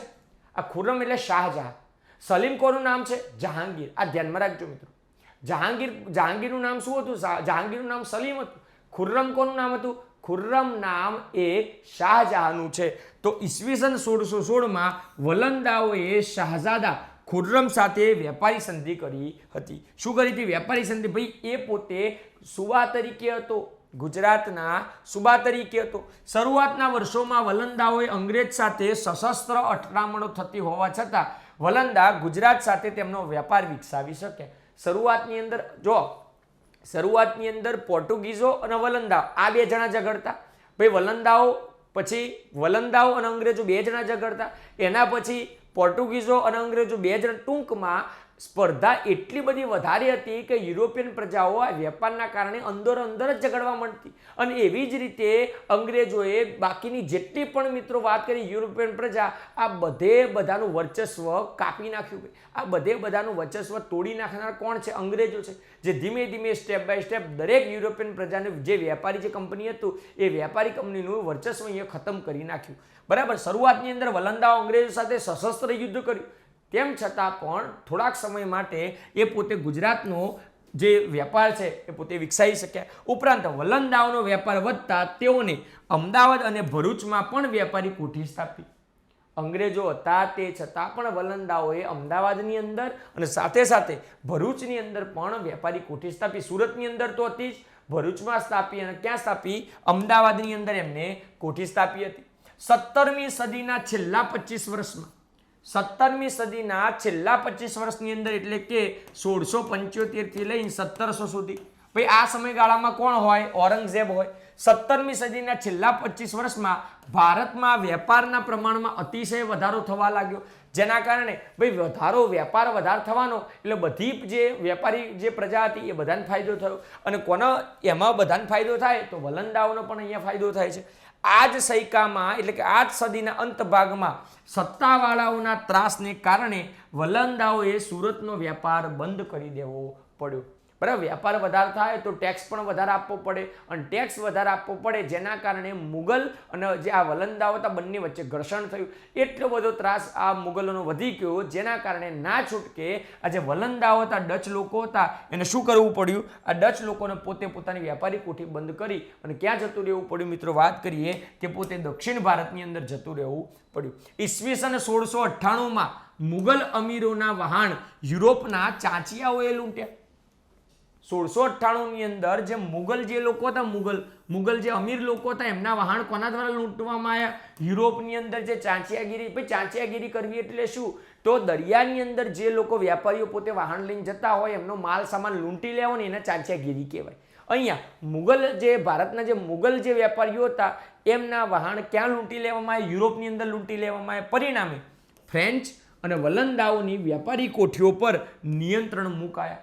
ભાઈ યુરોપની અંદર મુગલોના વહાણ લૂંટી લેવાયા જેના કારણે ફ્રેન્ચોની કોઠી અને વલંદાઓની કોઠી આ બંને ઉપર નિયંત્રણ કરી દેવાયું મુગલ ઉપર. અને આખરે સંધિ થઈ અને ઔરંગઝેબે નિયંત્રણ ઉઠાવી લીધા.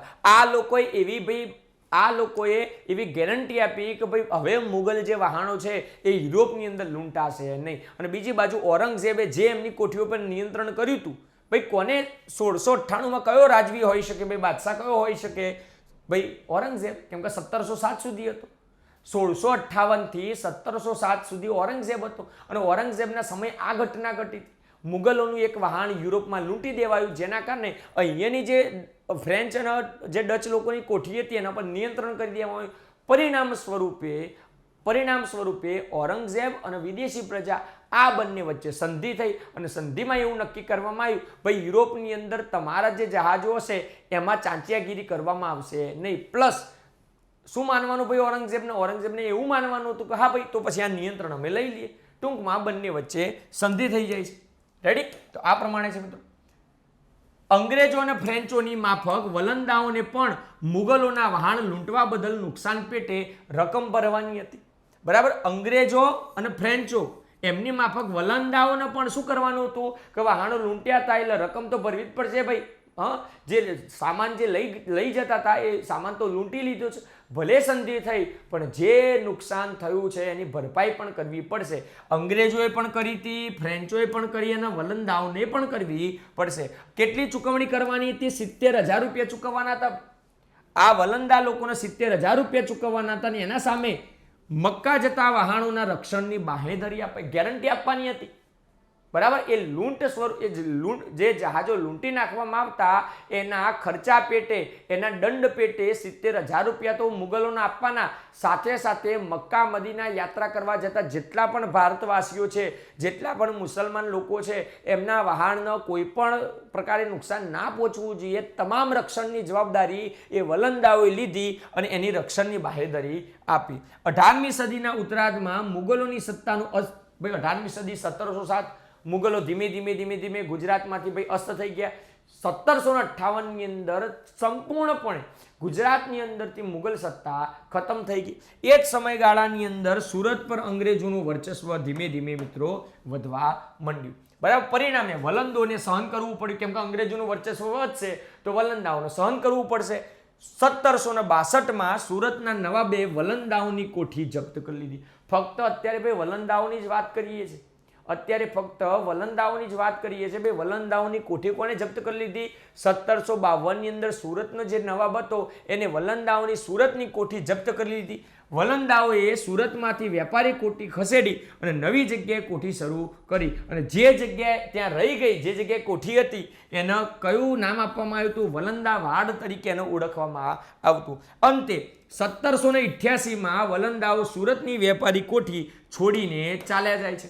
ખ્યાલ આવે છે કે નહીં? 1788ની અંદર જે વલંદાઓ હતા એ પોતે સુરતની કોઠી સંપૂર્ણપણે બંધ કરવાની, સંપૂર્ણપણે અહીંયાથી પૂરેપૂરો પોતાનો વ્યાપાર લઈ અને પોતે ક્યાં જતા રહે છે? તો પોતે સાઉથ ઇન્ડિયાની અંદર અને ક્યાંક ઇન્ડોનેશિયાની અંદર પોતે વેપાર કરવા માટે જતા રહે છે. એમને ખબર પડી ભાઈ ગુજરાતમાં મજા છે જ નહીં, આ અંગ્રેજો હેરાન કરશે ભાઈ. ખ્યાલ આવે છે કે નહીં? જેના કારણે અંગ્રેજોનું વર્ચસ્વ વધતું ગયું, અંગ્રેજોનું વર્ચસ્વ વધતું ગયું. અને બીજી બાજુ ડચ જે વલંદાઓ હતા એ ધીમે ધીમે પોતાની જે કોઠી હતી એ સંકેલવા માંડી, કેમ કે અંગ્રેજો તરફથી પણ ત્રાસ આવતો હતો. બીજી બાજુ સુરતનો જે નવાબ હતો એને પણ કોઠીઓ જપ્ત કરી. ટૂંકમાં અહીંયા ડચ લોકો અહીંયાથી 1788ની અંદર પોતે પોતાની કોઠીઓ બંધ કરી અને પોતે ક્યાં જતા રહ્યા છે? બીજી જગ્યાએ પોતે જતા રહે છે. જે જગ્યાએ પોતે કોઠી સ્થાપી હતી એને વલંદાવાડ તરીકે ઓળખવામાં આવતું. તો મિત્રો આટલા સુધી આપણે રાખીએ છીએ.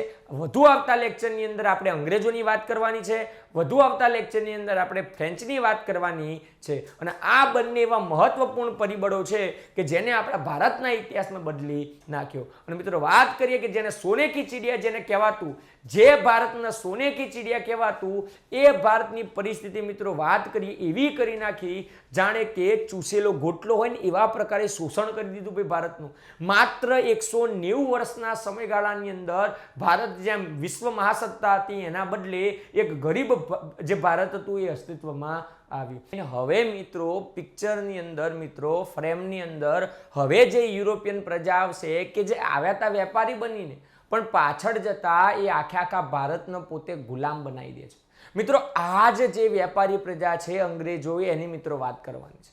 પોર્ટુગીઝો મિત્રો 1498ની અંદર જ્યારે વાસ્કો દ ગામા આવ્યો, ધીમે ધીમે પછી મિત્રો એવું કહી શકાય કે પોર્ટુગીઝોના જે અધિકારીઓ હતા અલગ અલગ પ્રદેશો પર પોતે કબજો જમાવતા. મિત્રો વાત કરીએ ગુજરાતની અંદર દીવ એ બધું જે વિસ્તાર છે એ વિસ્તાર ઉપર મિત્રો વાત કરીએ કે એમને પોતે પોતાનું સામ્રાજ્ય વિસ્તાર્યું હતું. ત્યારબાદ ડચ લોકો પણ એટલે કે વલંદા લોકો પણ પોતે નફાકારક વેપાર કરતા. આ વલંદાઓને નફાકારક વેપાર કરતા જોઈ અંગ્રેજોને હિન્દમાં વેપાર કરવાનો શરૂ કર્યો. અંગ્રેજોને પણ એવું લાગ્યું કે ભાઈ આપણે પણ વેપાર કરીએ અને અમે વેપાર કરીશું તો અમને પણ સારો એવો નફો થશે, જે નફો આ પ્રજાને થયો. પોર્ટુગીઝ, ડચ આ પ્રજાને જેવો નફો થયો એવું અમને થશે, એવું કોણ વિચારતું હતું? અંગ્રેજ વિચારતા. મિત્રો વાત કરીએ, પરિસ્થિતિ એવી હતી કે સાલ હતી ઈસવીસન 1600. ઈસવીસન 1600ની અંદર મિત્રો વાત કરીએ કે પૂર્વના દેશો સાથે, કેમ કે યુરોપ પશ્ચિમ બાજુ આવે, પૂર્વના દેશો સાથે વેપાર કરવા માટે ઇંગ્લેન્ડની અંદર મિત્રો એક કંપનીની સ્થાપના કરવામાં આવી, જેને આપણે શું કહીએ છીએ? ઈસ્ટ ઇન્ડિયા કંપની કહીએ છીએ. શું કહીએ છીએ? East India company.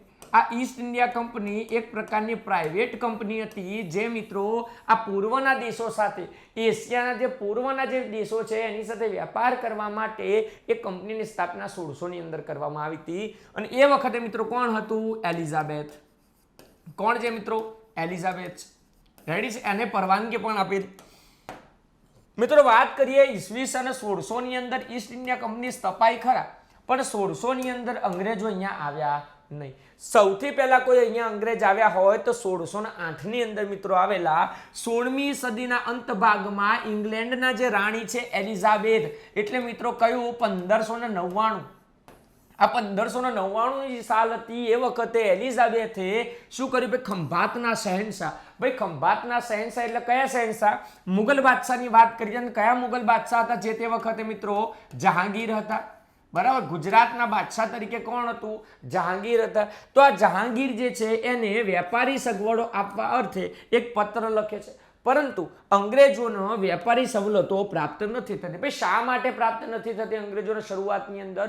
કારણ કે એ વખતે પોર્ટુગીઝો ઓલરેડી 100 વર્ષ સુધી અહીંયા ભારતમાં રોકાયેલા હતા, જેના કારણે એમનું વર્ચસ્વ સારું એવું હતું અને એ પોતે બીજી વિદેશી પ્રજાઓ હોય એના વિરુદ્ધમાં મિત્રો આ જે શહેનશાહ હોય એની કાનભંભેરણી કરતા. ટૂંકમાં પોર્ટુગીઝો એવું નહોતા ઈચ્છતા કે એમના સિવાય બીજી કોઈ યુરોપિયન પ્રજા પણ અહીંયા વેપાર કરે, જેના કારણે અંગ્રેજોનો પણ શરૂઆતની અંદર મુશ્કેલીઓ આવી અને પોર્ટુગીઝોએ આ જહાંગીરની કાનભંભેરણી કરી. શરૂઆતની અંદર અંગ્રેજોને વેપાર કરવાની પરવાનગી મળતી નથી. શા માટે? કારણ કે ફિરંગી પાદરીઓને અંગ્રેજો ફાવવા દીધા નહીં. અહીંયા જે પોર્ટુગીઝ જે લોકો છે, પોર્ટુગીઝ જે અધિકારીઓ હતા, એમને અંગ્રેજોને અહીંયા ફાવવા દીધા નહીં. મિત્રો વાત કરીએ કે સૌથી પહેલો વ્યક્તિ ઈસવીસન 1608 ની અંદર, ઈસવીસન 1608 ની અંદર હેક્ટર નામનું જહાજ લઈને આવે છે.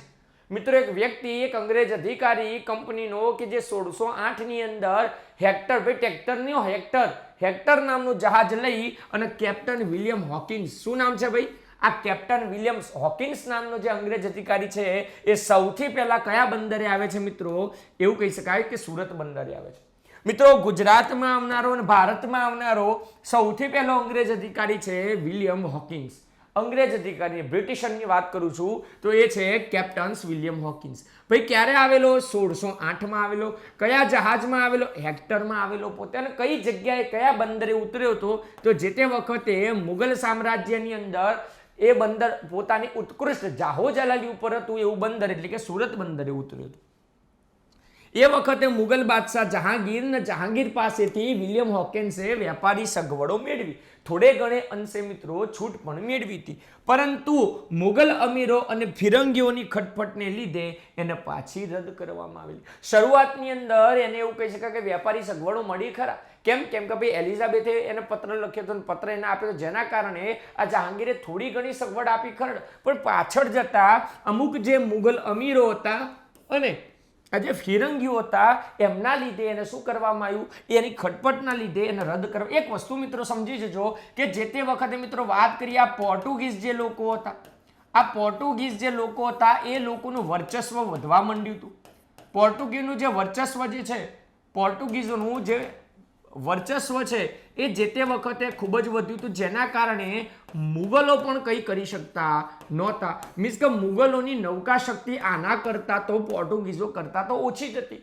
બીજી યુરોપિયન પ્રજાને આ પોર્ટુગીઝો ફાવવા દેતા નહોતા. પણ શા માટે આ મુગલ જે બાદશાહ છે એને શા માટે અંગ્રેજોનો કોઠી સ્થાપવાની પરવાનગી આપી? ભાઈ શરૂઆતની અંદર તો ના પાડી હતી, ભાઈ અમે તમને કોઠી સ્થાપવા નહીં દઈએ. તો એવું શું થયું? એવા કયા પ્રકારની પરિસ્થિતિ થઈ જેના કારણે આ મુગલ બાદશાહે અંગ્રેજોનો સુરતમાં કોઠી સ્થાપવાની પરવાનગી આપી? ઓલરેડી મુગલો એ પોર્ટુગીઝોથી કંટાળ્યા હતા. મુગલો ઓલરેડી પોર્ટુગીઝોથી કંટાળ્યા હતા, કેમ કે મુગલ જહાજો પણ આ પોર્ટુગીઝો લૂંટી લેતા, પરંતુ કહેવાય નહીં, રહેવાય નહીં ને સહેવાય નહીં, કશું કહી શકતા નહોતા. પણ આ જે અંગ્રેજો છે એ અંગ્રેજો પાછળ જતા મિત્રો 1611 12 ની અંદર મિત્રો વાત કરીએ, આ અંગ્રેજો કોને હરાવશે? આ પોર્ટુગીઝોને હરાવશે. એટલે અંગ્રેજો પોર્ટુગીઝોને હરાવે છે, જેના કારણે સીધી રીતે મુગલને ખબર પડી કે ભાઈ પોર્ટુગીઝને હરાવનાર કોણ છે? અંગ્રેજ છે.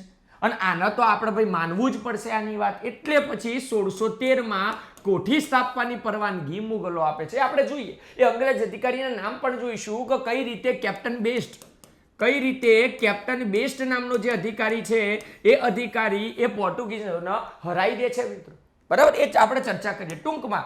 અત્યારે કયો વ્યક્તિ આવ્યો તો 1608 ની અંદર આવ્યો તો કયો વ્યક્તિ? હેક્ટર નામનું જહાજ લઈને આવેલો, જેનું નામ મિત્રો શું હતું? જેનું નામ હતું વિલિયમ હોકિન્સ. બરાબર, એ ચર્ચા આપણે કરતા હતા.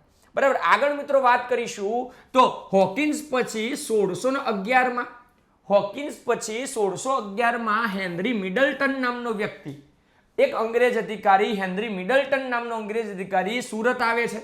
પરંતુ તે સમયે ફરીથી આ જે ફિરંગીઓ છે એને અવરોધરૂપ બને છે, એને સરખી રીતે રહેવા નથી દેતા. ફિરંગીઓના નાના વહાણ ચોકી કરતા હોવાથી સુરત બંદર અંગ્રેજો માટે બંધ હતું. કેમ કે આ જે સુરત ઉપર મિત્રો જે તે વખતે સુરત એક મોટું બંદર હતું.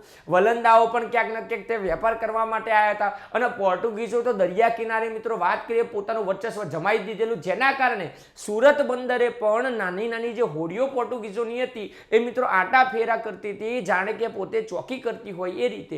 એટલે અંગ્રેજો અહીંયા સરખી રીતે ફાવી શક્યા નહીં. મિત્રો વાત કરીએ કે તેથી મિડલટન આ વ્યક્તિ હતો ને 1611 મિડલટન નામનો વ્યક્તિ, હેનરી મિડલટન, આ હેનરી મિડલટન પાસેના સુવાલી બંદર ખાતે વસવાટ કરે છે. કઈ જગ્યાએ?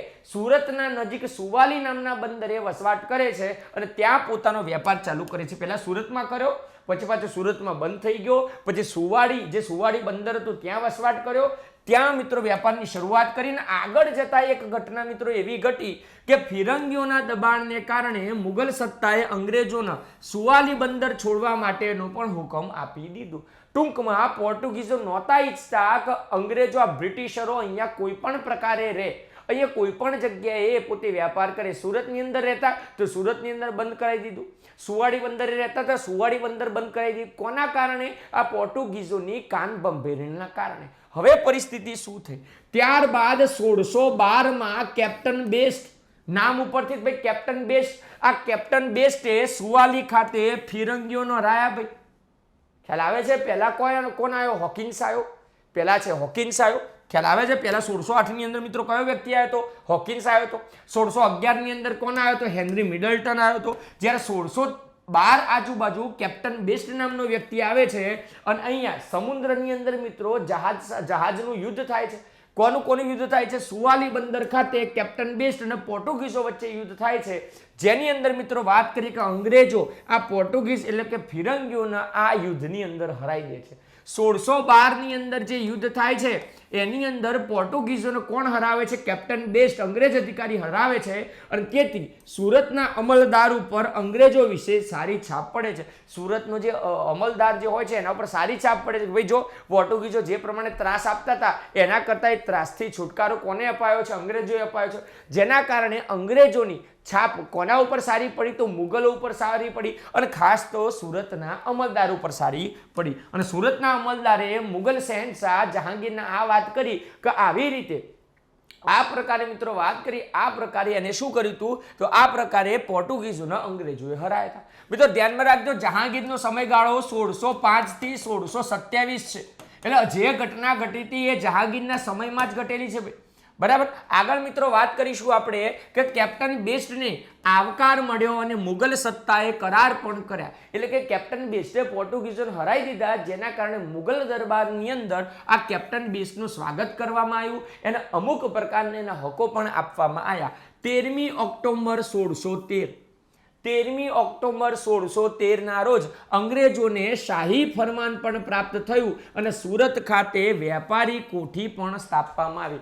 હજુ ટોમસ રો નથી આવ્યો ભાઈ, હજુ જે ટોમસ રો છે, હજુ જે રાજદૂત છે એ આવ્યો નથી. હજુ તો મિત્રો વાત કરીએ કોણ કોણ આવ્યું છે? હોકિન્સ આવ્યો, હેનરી મિડલટન આવ્યો, કેપ્ટન બેસ્ટ આવ્યો. પણ એક કેપ્ટન બેસ્ટનું સારામાં સારું કામ શું હતું?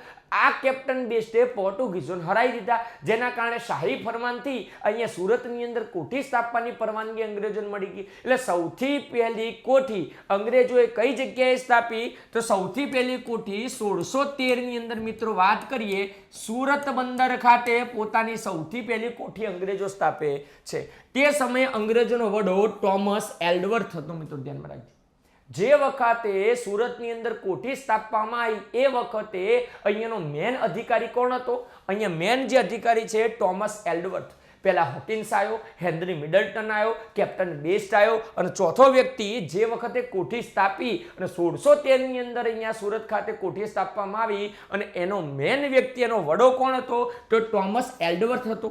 અંગ્રેજોનો વેપાર બરાબર ન ચાલ્યો કારણ કે સ્થાનિક વેપારીઓને અંગ્રેજો પ્રત્યે પક્ષપાત હતો. સ્થાનિક જે સુરતના જે લોકો હતા એ લોકો અંગ્રેજો ના પસંદ કરતા કે ભાઈ કઈ રીતે બહારની કોઈ પ્રજા આવે અને બહારની કોઈ પ્રજા લોકલ કરતાં વધારે પોતે નફો કરવા માંડે, લોકલ કરતાં વધારે વેપાર કરવા માંડે, જેના કારણે સ્થાનિક પ્રજા છે એ પણ અંગ્રેજોના શંકાની નજરે જોતી. કેમ? કેમ કે પોર્ટુગીઝોને એમને કડવો અનુભવ થઈ ગયો હતો, ફિરંગીઓને એમને કડવો અનુભવ થયો હતો, જેના કારણે મિત્રો વાત કરીએ કે ફિરંગીઓના કામના લીધે સુરતના લોકલ જે લોકો હતા એ પણ અંગ્રેજો ઉપર ખાસ વિશ્વાસ મૂકતા નહોતા શરૂઆતની અંદર. ખ્યાલ આવે છે કે નહીં? જેના કારણે એમનો વેપાર પણ મિત્રો બરાબર નહોતો ચાલતો. બીજી તરફ ફિરંગીઓ અંગ્રેજોને મળેલા વેપારી હકોથી ચીડાયેલા હતા.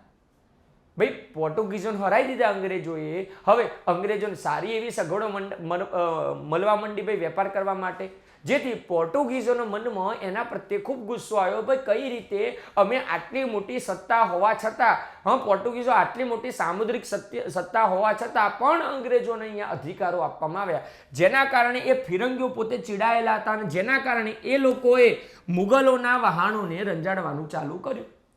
પોર્ટુગીઝોએ કોના વહાણોને રંજાડવાનું ચાલુ કર્યું? મુગલોના. ફરીથી મુગલોના વહાણોને રંજાડવાનું ચાલુ કર્યું. ભાઈ કેમ તમે પરવાનગી આપી? અંગ્રેજોને તો કશું કે જ નહીં, કેમ ના કે અંગ્રેજો ફરીથી હરાઈ દે ભાઈ. એટલે જેના કારણે પોર્ટુગીઝોએ હવે અંગ્રેજોને પરવાનગી આપનાર જે મુગલ જે બાદશાહ હતા એમના વહાણોને અહીંયા લૂંટવાના પ્રયત્નો ચાલુ કર્યા. મુગલોએ ઇંગ્લેન્ડથી આવેલા ડાઉનટન પાસે ફિરંગીઓ વિરુદ્ધ સહાયની માંગણી કરી. પોતાના દેશની પરવાનગી વિના ડાઉનટને તેમ કરવાની ના પાડી, તેથી મુગલ સત્તા રોષે ભરી. ભાઈ થયું એવું કે મુગલ જે હતા એમને શું કર્યું, પોર્ટુગીઝો આ રીતે હેરાન કરતા હતા એટલે ઇંગ્લેન્ડથી એક વ્યક્તિ આવતો ડાઉનટન, અને ડાઉનટને એમ કીધું ભાઈ તમે એમને મદદ કરો, પણ ડાઉનટને ના પાડી ભાઈ મારે પૂછવું પડશે ભાઈ મારી સરકારને, જેના કારણે મુગલ ગુસ્સે થાય ભાઈ તું અમને મદદ કેમ નથી કરતો. રેડી છે? આગળ મિત્રો વાત કરીએ કે ગોવાનો ફિરંગી ગવર્નર અંગ્રેજોને હરાવવા સુરત આવ્યો અને બંને વચ્ચે સુવાલીના બંદરે મિત્રો યુદ્ધ થયું હતું, અને આ યુદ્ધની અંદર આપણને પરિણામ ખબર જ છે ભાઈ કે અંગ્રેજોની જીત થઈ, જેના કારણે દરિયાઈ વેપારની અંદર એમને રાહત થઈ, લોકો એમનું વર્ચસ્વ માનવા માંડ્યા. ભાઈ પોર્ટુગીઝરો જેને હરાયા એવા અંગ્રેજોને લોકો માનવા માંડ્યા કે ભાઈ આ પણ એક શક્તિશાળી પ્રજા છે. રેડી છે? બરાબર. અને એવું કહી શકાય મિત્રો મુગલો પણ એમને માન સન્માન આપતા. ઇંગ્લેન્ડના રાજા જેમ્સ પ્રથમ મિત્રો હવે જે છે હવે ટોમસ રો આવે છે. ટોમસ રો છેક 1615 આવે છે મિત્રો, ધ્યાનમાં રાખજો. ટોમસ રો છેક 1615 આવે છે. 1615 થી 1618 સુધી આ ટોમસ રો જહાંગીરના રાજ દરબારની અંદર રહે છે, અને જહાંગીર જ્યાં જ્યાં ફરે ને ભાઈ એના જોડે જોડે ટોમસ રો જતો. એવું કહી શકાય કે 3 વર્ષ સુધી મુગલ દરબારની અંદર મિત્રો કોણ રહેલો? આ ટોમસ રો રહેલો. આ ટોમસ રો હતો કોણ? તો ટોમસ રો ઓફિશિયલ રાજદૂત હતો ઇંગ્લેન્ડના રાજા જેમ્સ પહેલો. આ ઇંગ્લેન્ડના રાજા જે જેમ્સ પહેલો છે, આ જેમ્સ પહેલાનો પ્રથમ અધિકૃત એલચી હતો, એટલે કે પ્રથમ ઓફિશિયલ રાજદૂત હતો. અને એ કોણ છે? ટોમસ રો, જે 1615 અંદર સપ્ટેમ્બર મહિનાની અંદર અહીંયા હિન્દમાં એટલે કે ભારતમાં આવેલો. ભૈયા આ ટોમસ રો કેટલા વર્ષ રહ્યો હતો અહીંયા? 3 વર્ષ સુધી રહ્યો હતો. આ ટોમસ રો 3 વર્ષ સુધી અહીંયા બાદશાહની છાવણીમાં, મીન્સ કે બાદશાહ જ્યાં જ્યાં જતા એના પાછળ એના જોડે આ પોતે ટોમસ રો રહેતો. અંતે ગુજરાતમાં વેપાર કરવાનો પરવાનો પણ એને ઓફિશિયલ રીતે આધિકારિક રીતે એવું કહી શકાય દસ્તાવેજી લખાણ સાથે આ ટોમસ રોએ પોતે વેપાર કરવાનો પરવાનગો મેળવી લીધો છે. ઈસવીસન 1613માં અંગ્રેજોએ સુરતમાં કોઠીની સ્થાપના કરી. ત્યારબાદ 1615 થી 1618ના સમયગાળામાં ખંભાત, ભરૂચ, વડોદરા અને અમદાવાદમાં પણ અંગ્રેજોએ વેપાર કરવાની મિત્રો શરૂઆત કરી. પહેલા તો ફક્ત સુરતની પરવાનગી હતી. ટોમસ રો આવ્યો એટલે બધી જગ્યાએ એને પરવાનગી મળવા માંડી. એ સુરત હોય, ખંભાત હોય, વડોદરા હોય, અમદાવાદ હોય, અલગ અલગ જગ્યાએ અંગ્રેજોએ પોતે હવે કોઠી સ્થાપવાની મિત્રો શરૂઆત કરી છે.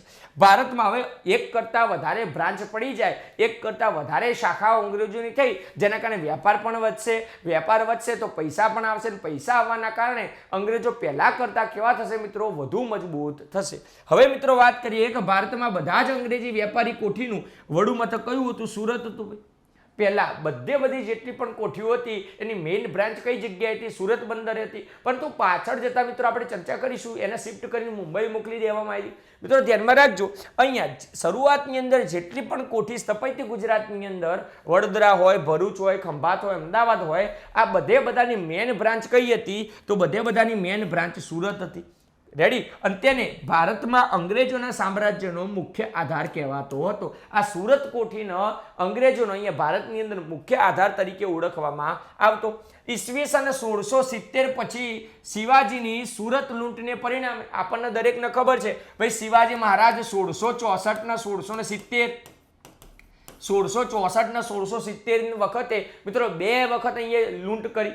1664 ની અંદર, 1670 ની અંદર ઔરંગઝેબના સમયની અંદર મિત્રો વાત કરીએ, સુરત બંદર 2 વાર લૂંટ્યું હતું, જેના કારણે અંગ્રેજોનો જે વેપાર ચાલતો હતો, આ સુરત લૂંટના કારણે અંગ્રેજોનો જે વેપાર જે છે એ ડામાડોળ થઈ ગયો. ભાઈ 1670 પછી શિવાજીની સુરત લૂંટને પરિણામે અને ત્યારબાદ તેના ભયના કારણે સુરતની વેપારી કોઠીને નુકસાન થતું હતું અને ધીમે ધીમે દેવું વધતું હતું. મિત્રો પરિસ્થિતિ એ હતી, અત્યારે મીન્સ કે કોરોના કન્ડિશન હોય તો આપણે નવું સ્ટાર્ટઅપ કરવાનું ના વિચારીએ. કેમ કે ભાઈ ખર્ચો કરીશું, એટલો મોટો ખર્ચો આપણે કરીશું કોઈ સ્ટાર્ટઅપ ચાલુ કરવા માટે, લોકડાઉન આવશે તો.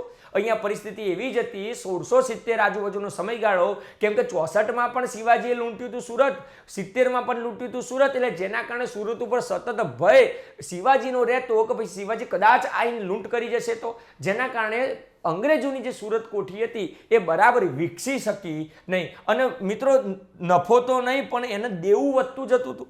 માલ સામાનના ભરાવાને કારણે તેના રક્ષણનો પ્રશ્ન ઊભો થયો હતો. જે મિત્રો જે સામાન જે સ્ટોક હતો ધીમે ધીમે એ માલનો ભરાવો થતો હતો, જેના કારણે આ માલનો ભરાવો થાય તો એનું રક્ષણ ખ્યાલ આવે, એના રક્ષણનો પણ મિત્રો અહીંયા પ્રશ્નો અંગ્રેજો જોડે હતો, જેના કારણે સુરતના રક્ષણાર્થે મુગલ સૈન્ય પર્યાપ્ત નહોતું. મુગલ સૈન્ય તો નહોતું જ પર્યાપ્ત. કેમ કે શિવાજીએ મુગલ સામ્રાજ્ય હતું એ વખતે જ સુરત લૂંટ્યું હતું, એટલે મુગલ એમની રક્ષા કરશે એવી ગેરંટી અંગ્રેજોનો હતી નહીં, જેના કારણે સુરતનો એમનો વેપાર હતો એટલો બધો સારી રીતે ચાલતો નહોતો. પરિણામે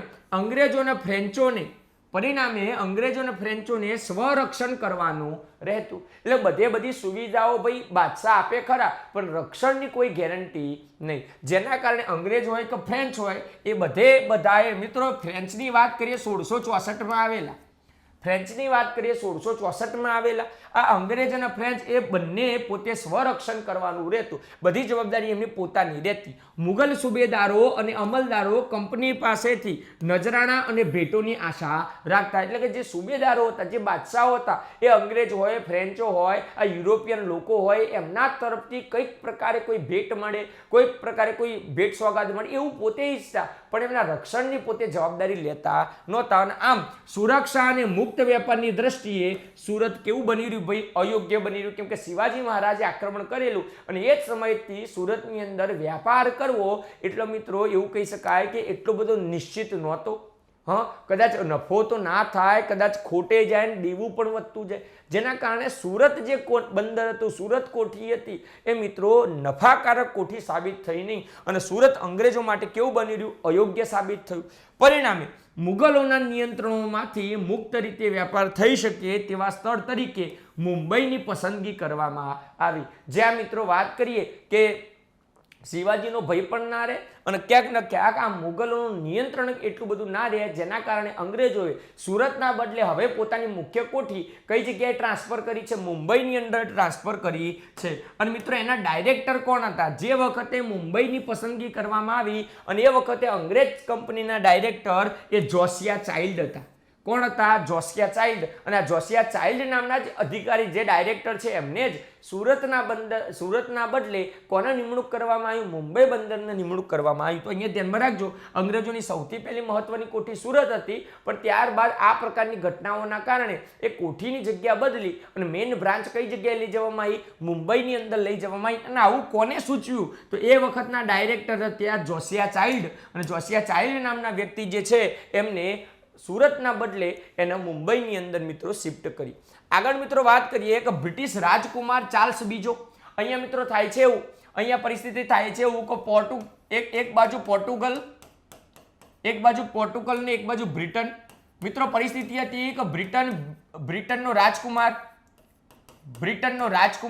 અને પોર્ટુગલની રાજકુમારી, ખ્યાલ આવે છે કે નહીં? બ્રિટનનો રાજકુમાર અને પોર્ટુગલની રાજકુમારી, આ બંનેના લગ્ન થાય છે, જેના કારણે પોર્ટુગલ જે લોકો હતા એ બ્રિટનને દહેજ સ્વરૂપે શું આપી દે છે? મુંબઈ આપી દે છે ભાઈ. મુંબઈ ટાપુ એ પોર્ટુગીઝો દહેજ સ્વરૂપે આપી દે છે. એટલે મિત્રો વાત કરીએ હવે તો પૈસા ચૂકવવાની વાત પણ નથી આવતી. ઓલરેડી મુંબઈની અંદર એમને જગ્યા શોધી, પણ પરિસ્થિતિ જે વખતે એવી થઈ કે જે બ્રિટનનો રાજકુમાર તો એની સાથે કોના લગ્ન થયા? પોર્ટુગલની રાજકુમારી સાથે લગ્ન થયા. એટલે પોર્ટુગલની રાજકુમારી તરફથી દહેજ સ્વરૂપે આ જે મુંબઈ દ્વીપ હતો, આ મુંબઈ દ્વીપ કોના આપી દેવામાં આવ્યો? બ્રિટનને આપી દેવામાં આવ્યો. હવે આ મુંબઈ દ્વીપ છે કોના જોડે? તો બ્રિટનના રાજકુમાર જોડે. એટલે બ્રિટનના રાજકુમારે, કેમ કે એ તો ઇંગ્લેન્ડથી જવાનું નથી ભાઈ, એટલે બ્રિટનના રાજકુમારે શું કર્યું? એકદમ નહિવત જેટલા પૈસા, નહિવત જેટલું ભાડું લઈ અને ભાડા પટ્ટે આ મુંબઈ દ્વીપ કોના આપી દેવામાં આવ્યો? મુંબઈ દ્વીપ એ અંગ્રેજોને આપી દેવામાં આવ્યો. બ્રિટિશ રાજકુમાર ચાર્લ્સ બીજો, બ્રિટિશ રાજકુમાર ચાર્લ્સ બીજો ફિરંગી રાજકુમારી કેથરીન સાથે લગ્ન થયા. એટલે ટૂંકમાં અહીંયા વરરાજાનું નામ ચાર્લ્સ બીજો હતો અને ભાઈ જે શું કહેવાય વર મીન્સ કે વધુ હોય એનું નામ હતું કેથરીન. આ કેથરીન, આ બંનેના લગ્ન થયા અને લગ્ન થવાના કારણે મુંબઈ દ્વીપ દહેજની અંદર અંગ્રેજોને મળી જાય છે. ત્યારબાદ 1667માં ઇંગ્લેન્ડના રાજાએ મુંબઈ દ્વીપ એ વહીવટ કરવા માટે કોને આપી દેવામાં આવે છે? ઈસ્ટ ઇન્ડિયા કંપનીનો મામૂલી ભાડા પટ્ટે એને વહીવટ કરવા આપી દેવામાં આવે છે. અંગ્રેજોએ તે સ્થળની કિલ્લેબંધી કરી. હવે તો કોઈની પરવાનગી લેવાની જરૂર જ નથી. કેમ? કેમ કે મુંબઈ દ્વીપ ઓલરેડી કોના અંડરમાં હતું? તો ચાર્લ્સ બીજાના અંડરમાં હતું. ચાર્લ્સ બીજાએ કોને આપી દીધું? એનો વહીવટ કરવા માટે ઈસ્ટ ઇન્ડિયા કંપનીને આપી દીધું. ઈસ્ટ ઇન્ડિયા કંપની આ મુંબઈની અંદર કોઠી સ્થાપી અને પોતે ત્યાં કિલ્લેબંધી કરવાની શરૂઆત કરી દીધી અને હવે મુંબઈને સ્વતંત્ર વેપાર અને વસાહત તરીકે વિકસાઈ. હવે એમને કોઈ રોકવા વાળું હતું નહીં. હવે પોતાની પૂરેપૂરી મિત્રો વાત કે એનર્જી લગાવી, પૂરેપૂરી એફિશિયન્સી સાથે અંગ્રેજોએ વેપાર કરવાની પણ શરૂઆત કરી અને પોતાના સ્વરક્ષણની પણ મિત્રો શરૂઆત કરી. ઈસવીસન 1689માં અંગ્રેજ વેપારી કોઠીઓનું વડું મથક તરીકે કાર્ય કરતી સુરત કોઠી એ બંધ કરી અને મુખ્ય કોઠી તરીકે કોને રાખવામાં આવી? મુંબઈ. ભાઈ ક્યારે? 1698માં સુરતના બદલે હવે કઈ કોઠી રાખવામાં આવી? મુંબઈને મેન બ્રાન્ચ તરીકે રાખવામાં આવી. વાત કરીએ કે ભાઈ એ અંગ્રેજોની વાત કરી. હવે મિત્રો વાત કરીએ બીજી એક પ્રજા હતી જે ફ્રેન્ચ પ્રજા છે. ખ્યાલ આવે? મેં તમને યાદ રાખવાનું સૂત્ર પણ મિત્રો કીધું હતું, PDF. કઈ રીતે યાદ રાખવાનું? PDF. એટલે આ છે પોર્ટુગલ, આ છે પોર્ટુગીઝ પ્રજા એટલે કે ફિરંગીઓ, આ છે ડચ, આ છે અંગ્રેજો, રેડી, અને આ છે ફ્રેન્ચ. તો આ પ્રકારે મિત્રો આ લોકો ગુજરાતની અંદર આવ્યા હતા. રેડી છે? ચલો આગળ વધીએ. ફ્રેન્ચોની મિત્રો વાત કરીએ.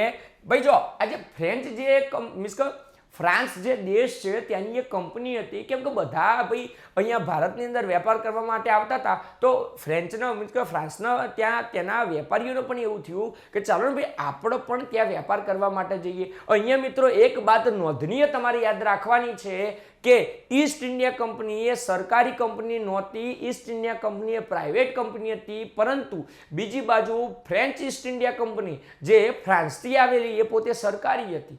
ખ્યાલ આવે છે કે નહીં? એટલે ઈસ્ટ ઇન્ડિયા કંપની એવું કહી શકાય અંગ્રેજોની કંપની પ્રાઇવેટ હતી, ફ્રેન્ચોની કંપની સરકારી હતી. એટલે નિર્ણય લેવાની અંદર વધુ ત્વરિત, વધુ ઝડપી કોણ હતું? ભાઈ ફ્રેન્ચ હોય કે અંગ્રેજો હોય? તો ઓબ્વિયસલી અંગ્રેજ હોય. અને જેના કારણે અંગ્રેજોનું વર્ચસ્વ એ ફ્રેન્ચો કરતાં પણ વધી જાય છે. મિત્રો ધ્યાનમાં રાખજો, ફિરંગી, વલંદા અને અંગ્રેજ પ્રજાની સરખામણીએ ફ્રેન્ચો હિન્દના વેપારમાં પાછળથી દાખલ થાય છે. એટલે કે ફિરંગીઓ પણ આવી જાય, વલંદા પણ આવી જાય, અંગ્રેજ પણ આવી જાય અને ત્યારબાદ ફ્રેન્ચો 1664ની અંદર મિત્રો વાત કરીએ, અહીંયા મિત્રો આવે છે બરાબર. 1664માં ફ્રેન્ચ વેપારી કંપની રાજા લુઈ 14મો, મિત્રો ધ્યાનમાં રાખજો કયો રાજા છે? રાજા લુઈ 14માની પરવાનગીથી અહીંયા એક કોઠી સ્થાપવામાં આવે છે 1664માં. તે જ વર્ષે પૂર્વ તૈયારી કરવા હેતુ બેબર નામનો ફ્રેન્ચ વ્યક્તિ એ પહેલા સુરતની અંદર બેબર નામનો વ્યક્તિ આવી જાય છે અને ત્યારબાદ એની કોઠીની સ્થાપના થાય છે. ઔરંગઝેબના ફરમાનથી ફ્રેન્ચોને સુરતમાં વેપાર કરવાની પરવાનગી મળી અને સુવાલી ખાતે વેપારી કોઠી સ્થાપવાની પરવાનગી મળી. ભાઈ અહીંયા ધ્યાનમાં રાખજો, લોચા ના થાય. અહીંયા અંગ્રેજોને કોને ભાઈ બધી પરવાનગી આપી? અંગ્રેજોને પરવાનગી આપનાર વ્યક્તિ હતો જહાંગીર. જ્યારે ફ્રેન્ચોને પરવાનગી આપનાર વ્યક્તિ કે ભાઈ 1664માં કોણ આપે ભાઈ? 1664 ની અંદર કોણ પરવાનગી આપશે? તો 1664 ની અંદર જે બાદશાહ હોય એ ભાઈ જહાંગીર તો ફરી પાછો ભાઈ ઉપરથી પાછો આવવાનો નથી. ખ્યાલ આવે છે કે નહીં? એટલે ઔરંગઝેબ, ભાઈ ઔરંગઝેબનો સમયગાળો 1658 થી 1707, એટલે કે 1664 ની અંદર ઔરંગઝેબ હતો અને ઔરંગઝેબે ફ્રેન્ચોને સુરત ખાતે અને સુવાલી ખાતે વેપારી કોઠી સ્થાપવાની પરવાનગી આપી હતી અને ત્યારબાદ 1668માં ફ્રેન્ચોએ વેપારની શરૂઆત પણ કરી. વેબરની કુશળતાને કારણે ફ્રેન્ચોનો વેપાર શરૂઆતની અંદર સારો એવો ચાલે છે, પરંતુ પછીના સમયમાં કંપનીના અંદરોઅંદર વિખવાદ, અંદરોઅંદર ઝઘડા થાય છે. ભાઈ એ કંપની તો સરકારી કંપની હતી, એટલે જેના કારણે અંદરોઅંદર ઝઘડા થવાના કારણે જે વેપાર સારો ચાલતો હતો એ વેપારમાં ભંગાણ પડે છે અને ઓસ્ટ્રિયાની એક વેપારી કંપની પણ આવી હતી ભાઈ અહીંયા. ઓસ્ટ્રેલિયાની અલગ દેશ છે ભાઈ, ઓસ્ટ્રિયાની એક કંપની પણ અહીંયા આવેલી. ક્યારે આવેલી? 1717માં. 1717 ની અંદર ઓસ્ટ્રિયાની એક કંપની પણ સુરતની અંદર આવેલી. પરંતુ મિત્રો વાત કરીએ કે ઓસ્ટ્રિયા દેશના રાજા આશ્રય હેઠળ આ ઓસ્ટ્રિય કંપનીની સ્થાપના કરવામાં આવી હતી, પરંતુ મિત્રો વાત કરીએ એટલી બધી સક્સેસફુલ થઈ શકી નહીં. એક બાજુ પોર્ટુગીઝ લોકો, એક બાજુ ફ્રેન્ચ, એક બાજુ અંગ્રેજો, આવા શક્તિશાળી મિત્રો પ્રતિસ્પર્ધીના કારણે આ ઓસ્ટ્રિયા કંપનીનું કશું આવ્યું નહીં. શરૂઆતની અંદર ઓસ્ટ્રિયા કંપનીએ પોતાની કોઠી પણ સ્થાપી અને પોતે વેપાર કરવાની પણ શરૂઆત કરી, પરંતુ એના પ્રતિસ્પર્ધીઓ એટલા બધા મજબૂત હતા જેના કારણે ઓસ્ટ્રિયન જે વસાહત છે એટલું બધું લાંબી ચાલી શકી નહીં. વલંદાઓ અને અંગ્રેજોને પણ આ કંપની વિરોધી પ્રવૃત્તિઓ શરૂ કરી દીધી. ભાઈ એવું કહી શકાય ઓસ્ટ્રિયન વસાહત સારી રીતે ના ચાલે, આ ઓસ્ટ્રિયન કંપની સારી રીતે ના ચાલે, જેના કારણે વલંદાઓ હોય, અંગ્રેજો હોય, એમને પણ એના વિરુદ્ધ કામ કરવાનું ચાલુ કરી દીધું. તેમ છતાં ભારતમાં વેપાર કરવાનો શાહી પરમાનો તો એને મળી જ ગયો. ઓસ્ટ્રિયન પ્રજાને પણ ઓસ્ટ્રિયન જે વેપારી કંપની હતી એને પણ મિત્રો વેપાર કરવાની પરવાનગી તો મળી જ ગઈ. વેપાર ચાલુ પણ કર્યો, પરંતુ નફાકારક વેપાર થવા દીધો નહીં. ભાઈ વાત કરીએ અંગ્રેજો હોય, ફ્રેન્ચ હોય, વલંદા હોય, પોર્ટુગીઝો હોય, આવા બધા હોય તો કઈ રીતે ભાઈ આ ઓસ્ટ્રિયન કંપનીનો વેપાર થવા દે? 1630માં ઓસ્ટ્રિયન કંપની કેવી થઈ જાય છે મિત્રો? બંધ થઈ જાય છે. એ બંધ થઈ નહીં, બંધ કરાવી દીધી ભાઈ. રેડી છે? ચલો, તો આ પ્રમાણે છે મિત્રો. કેટલીક મહત્વપૂર્ણ બાબત અહીંયા ધ્યાનમાં રાખજો. ગુજરાતમાં આવનાર સૌ પ્રથમ યુરોપિયન પ્રજાની અંદર વાત કરીએ તો સૌથી પહેલા પોર્ટુગીઝ, અંગ્રેજ, ડચ અને ફ્રેન્ચ ભાઈ આયા હતા. ભલે વલંદા પહેલા આયા હતા, અંગ્રેજો કરતા વલંદા ભલે પહેલા અહીંયા આયા હતા, પણ કોઠીની વાત છે ભાઈ. ખ્યાલ આવે છે કે નહીં? બરાબર. તો આ રીતે છે. ચલો ધ્યાન તો પહેલા ફિરંગીઓ, અંગ્રેજો, વલંદા અને ફ્રેન્ચ. ભારત અને ગુજરાત એમ બંને જગ્યાએ આવનાર સૌ પ્રથમ કોણ હતા? ફિરંગી. ભાઈ અહીંયા એટલું ધ્યાનમાં રાખવાનું છે, ફિરંગીઓ પહેલા આયા અને છેલ્લે ગયા. પહેલા આયા અને છેલ્લે ગયા. અહીંયા મિત્રો ધ્યાનમાં રાખવાનું છે, અંગ્રેજો આવ્યા પણ વેપાર મિત્રો પછીથી શરૂ કર્યો. બરાબર. ઈસવીસન 1505માં પ્રથમ ફિરંગી ગવર્નર જે હતો જેનું નામ હતું ફ્રાન્સિસ દ અલ્મેડા. સૌથી પહેલો 1505 ની અંદર કોઈ ફિરંગી ગવર્નર આવ્યો હોય તે વ્યક્તિ કયો તો ફ્રાન્સિસ દ અલ્મેડા ભારતની અંદર આવ્યો હતો. રેડી છે? આગળ વધીએ. આ ફેક્ટ બેઝ ડેટા મિત્રો થોડા યાદ રાખવા પડશે. 1509 ની અંદર અલ્બુકર્ક આવેલો મિત્રો. કોણ આવેલો? અલ્બુકર્ક નામનો વ્યક્તિ. 1510માં બીજાપુરના સુલતાનને હરાવી અને ગોવા કબજે કરી લીધું ભાઈ. બરાબર. એવું કહે છે 1510 ની અંદર ગોવા કબજે કરી લેવામાં આવે છે. 1535માં નોનો દ કુન્હો. ભાઈ મિત્રો આ એ જ વ્યક્તિ છે નોનો દ કુન્હો જેને બહાદુર શાહને ડુબાડીને મારી નાખ્યું હતું ભાઈ. ગુજરાતનો એવો મુસ્લિમ સલ્તનતનો એવો એકમાત્ર સુલતાન કે જેને દરિયામાં ડુબાડીને ફિરંગીઓએ મારી નાખ્યો હતો એ વ્યક્તિ હતો બહાદુર શાહ. અને એ વખતે બહાદુર શાહને મારી નાખવામાં સૌથી મોટો મહત્વનો ભાગ કોઈએ ભજવ્યો હોય તો ફ્રેન્ચ અધિકારી કયો છે? નોનો દ કુન્હો, જે 1535 ની અંદર આવેલો અને એને દીવ જીત્યું અને પછી દમણ પણ જીતી લીધું. રેડી છે? તો આ પ્રમાણે થોડાક મિત્રો ફેક્ટ બેઝ ડેટા આપણે યાદ રાખવા પડશે. ઈસવીસન 1600 મુગલ બાદશાહ અકબરના સમયમાં ઇંગ્લેન્ડની રાણી એલિઝાબેથ પ્રથમની પરવાનગીથી અંગ્રેજ વેપારીઓ 72,000 પાઉન્ડના ખર્ચે ભારતમાં બ્રિટિશ ઈસ્ટ ઇન્ડિયા કંપનીની સ્થાપના પણ કરી હતી. એટલે કે સ્થાપના કરી અકબરના સમયની અંદર અહીંયા પણ વેપાર કરવાની શરૂઆત, વેપાર કરવાનો પરવાનગો જહાંગીર જોડેથી મેળવવો પડ્યો. આગળ વાત કરીએ તો બ્રિટિશ ઈસ્ટ ઇન્ડિયા કંપનીને ગુજરાતમાં મળેલા પ્રદેશો અમદાવાદ, ભરૂચ, ખેડા, પંચમહાલ એમ 5 જિલ્લામાં અલગ અલગ મિત્રો આ તમે અત્યારના જોઈ શકો છો અલગ અલગ 5 જિલ્લાની અંદર એ લોકો વેપાર કરવાની શરૂઆત કરી હતી. અંગ્રેજો શાસન સમયે સૌરાષ્ટ્ર માટે કાઠિયાવાડ શબ્દનો ઉપયોગ કરતા હતા. આ અંગ્રેજો જે સમયે અહીંયા વેપાર કરતા એ વખતે સૌરાષ્ટ્રને કયા નામથી ઓળખતા હતા? કાઠિયાવાડથી ઓળખતા હતા. ભાઈ કોઈ કહેશે મને કે અંગ્રેજો ખંભાતના અખાતના કયું નામ આપતા? અંગ્રેજો ખંભાતના અખાતના કયા નામથી ઓળખતા હતા? મિત્રો અહીંયા ધ્યાનમાં રાખજો, અંગ્રેજો જે છે ખંભાતના અખાતના કેમ્બે તરીકે ઓળખતા. કોના તરીકે ઓળખતા? કેમ્બે તરીકે. Gulf of Cambay, gulf of Cambay તરીકે. આ રીતે ગલ્ફ ઓફ કેમ્બે કહેતા. ભાઈ શું કહેતા? ગલ્ફ ઓફ કેમ્બે તરીકે ખંભાતના અખાતને ઓળખવામાં આવતા. રેડી છે? અને સૌરાષ્ટ્ર માટે કયો શબ્દ વાપરતા? કાઠિયાવાડનો શબ્દ વાપરતા. મિત્રો વાત કરીએ સૌરાષ્ટ્રના ભરતકામ ઉપર હોલેન્ડ જેવા યુરોપિયન દેશની કળાની પણ અસર જોવા મળે છે. એટલે ક્યાંક ને ક્યાંક યુરોપિયન શૈલી અહીંયા ગુજરાતમાં આવેલી હતી. બ્રિટિશ ઈસ્ટ ઇન્ડિયા કંપનીના આગમનથી ભારત અને ગુજરાતમાં શિક્ષણની યુરોપિયન પદ્ધતિ અહીંયા અમલમાં મુકાઈ. મીન્સ કે ધીમે ધીમે સુધારાઓ પણ થયા. અને મિત્રો એ બધી વસ્તુ આપણા આધુનિક ભારતની અંદર જોવાનું છે કે કઈ રીતે અંગ્રેજોના આવવાથી હકારાત્મક બાબતો ઘટી, નકારાત્મક બાબતો ઘટી, પણ અહીંયા પરિસ્થિતિ હકારાત્મક, નકારાત્મક, પોઝિટિવ અને નેગેટિવ આ બંનેની અંદર નેગેટિવનું જે પલડું હતું એ ખૂબ ભારે હતું. ખ્યાલ આવે છે? વેપારી બનીને આવ્યા પણ અહીંયા શાસક બની ગયા. ભાઈ ગુજરાતના નાથાજી નામના શરાફે ઈસ્ટ ઇન્ડિયા કંપનીને નેપાળ વિગ્રહ માટે લડવા હેતુ નાણાંનું ધિરાણ કર્યું હતું. ભાઈ આવા પ્રશ્નો મળતા નથી. ભાઈ આવા પ્રશ્નો પૂછાઈ જાય ને એટલે ભાઈ આપણા મોતિયા મરી જાય. ખ્યાલ આવે છે? ભાઈ કયા વ્યક્તિએ, કયા ગુજરાતી વ્યક્તિએ ઈસ્ટ ઇન્ડિયા કંપનીનો નેપાળ વિગ્રહમાં, નેપાળની અંદર યુદ્ધ કરવા માટે પોતે લોન આપી હતી, પૈસા ધીર્યા હતા? ભાઈ કયો વ્યક્તિ છે? તો એ વ્યક્તિ છે નાથાજી નામના વ્યક્તિ. ગુજરાતના નાથાજી નામના શરાફે બ્રિટિશ ઈસ્ટ ઇન્ડિયા કંપનીને નેપાળ વિગ્રહ માટે લડવા હેતુ નાણાંનું ધિરાણ પણ કર્યું હતું. બરાબર? તો મિત્રો આ પ્રમાણે છે. આ પ્રમાણે મિત્રો વાત કરીએ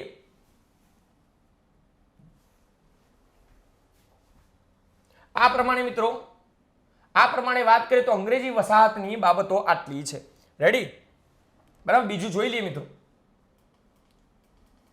આ પ્રમાણે અંગ્રેજી વસાહત છે. બરાબર? એટલે મહત્વના મુદ્દાઓ આપણે થોડાક મિત્રો યાદ રાખવા પડશે. આ જે ફ્રેન્ચ ઈસ્ટ ઇન્ડિયા કંપનીની વાત છે, પછી અંગ્રેજોની જે ઈસ્ટ ઇન્ડિયા કંપનીની વાત છે, એ દરેકે દરેક ભાઈ અંગ્રેજોનું તો ડિટેલમાં આપણે બધું સમજવાનું છે. રેડી છે? તો આટલા સુધી આ પ્રમાણે આપણે રાખીએ છીએ. મિત્રો મળીએ આવતા લેક્ચરની અંદર મરાઠા શાસન સાથે. અને મરાઠા શાસન, મુગલ સામ્રાજ્ય એક બાજુ નીચું જતું હતું, બીજી બાજુ મરાઠા સામ્રાજ્ય એના ઉત્કૃષ્ટ લેવલે, એટલે કે ધીમે ધીમે મરાઠા સામ્રાજ્ય ધીમે ધીમે વધતું હતું. અને વડોદરાની અંદર તો આઝાદી સુધી ગાયકવાડ સરકાર રહી હતી. એ જે ચર્ચાઓ જે છે એ આપણે વધુ આવતા અંકે મિત્રો કરવાની છે. ત્યાં સુધી મિત્રો જોતા રહો GPC online. Thank you very much.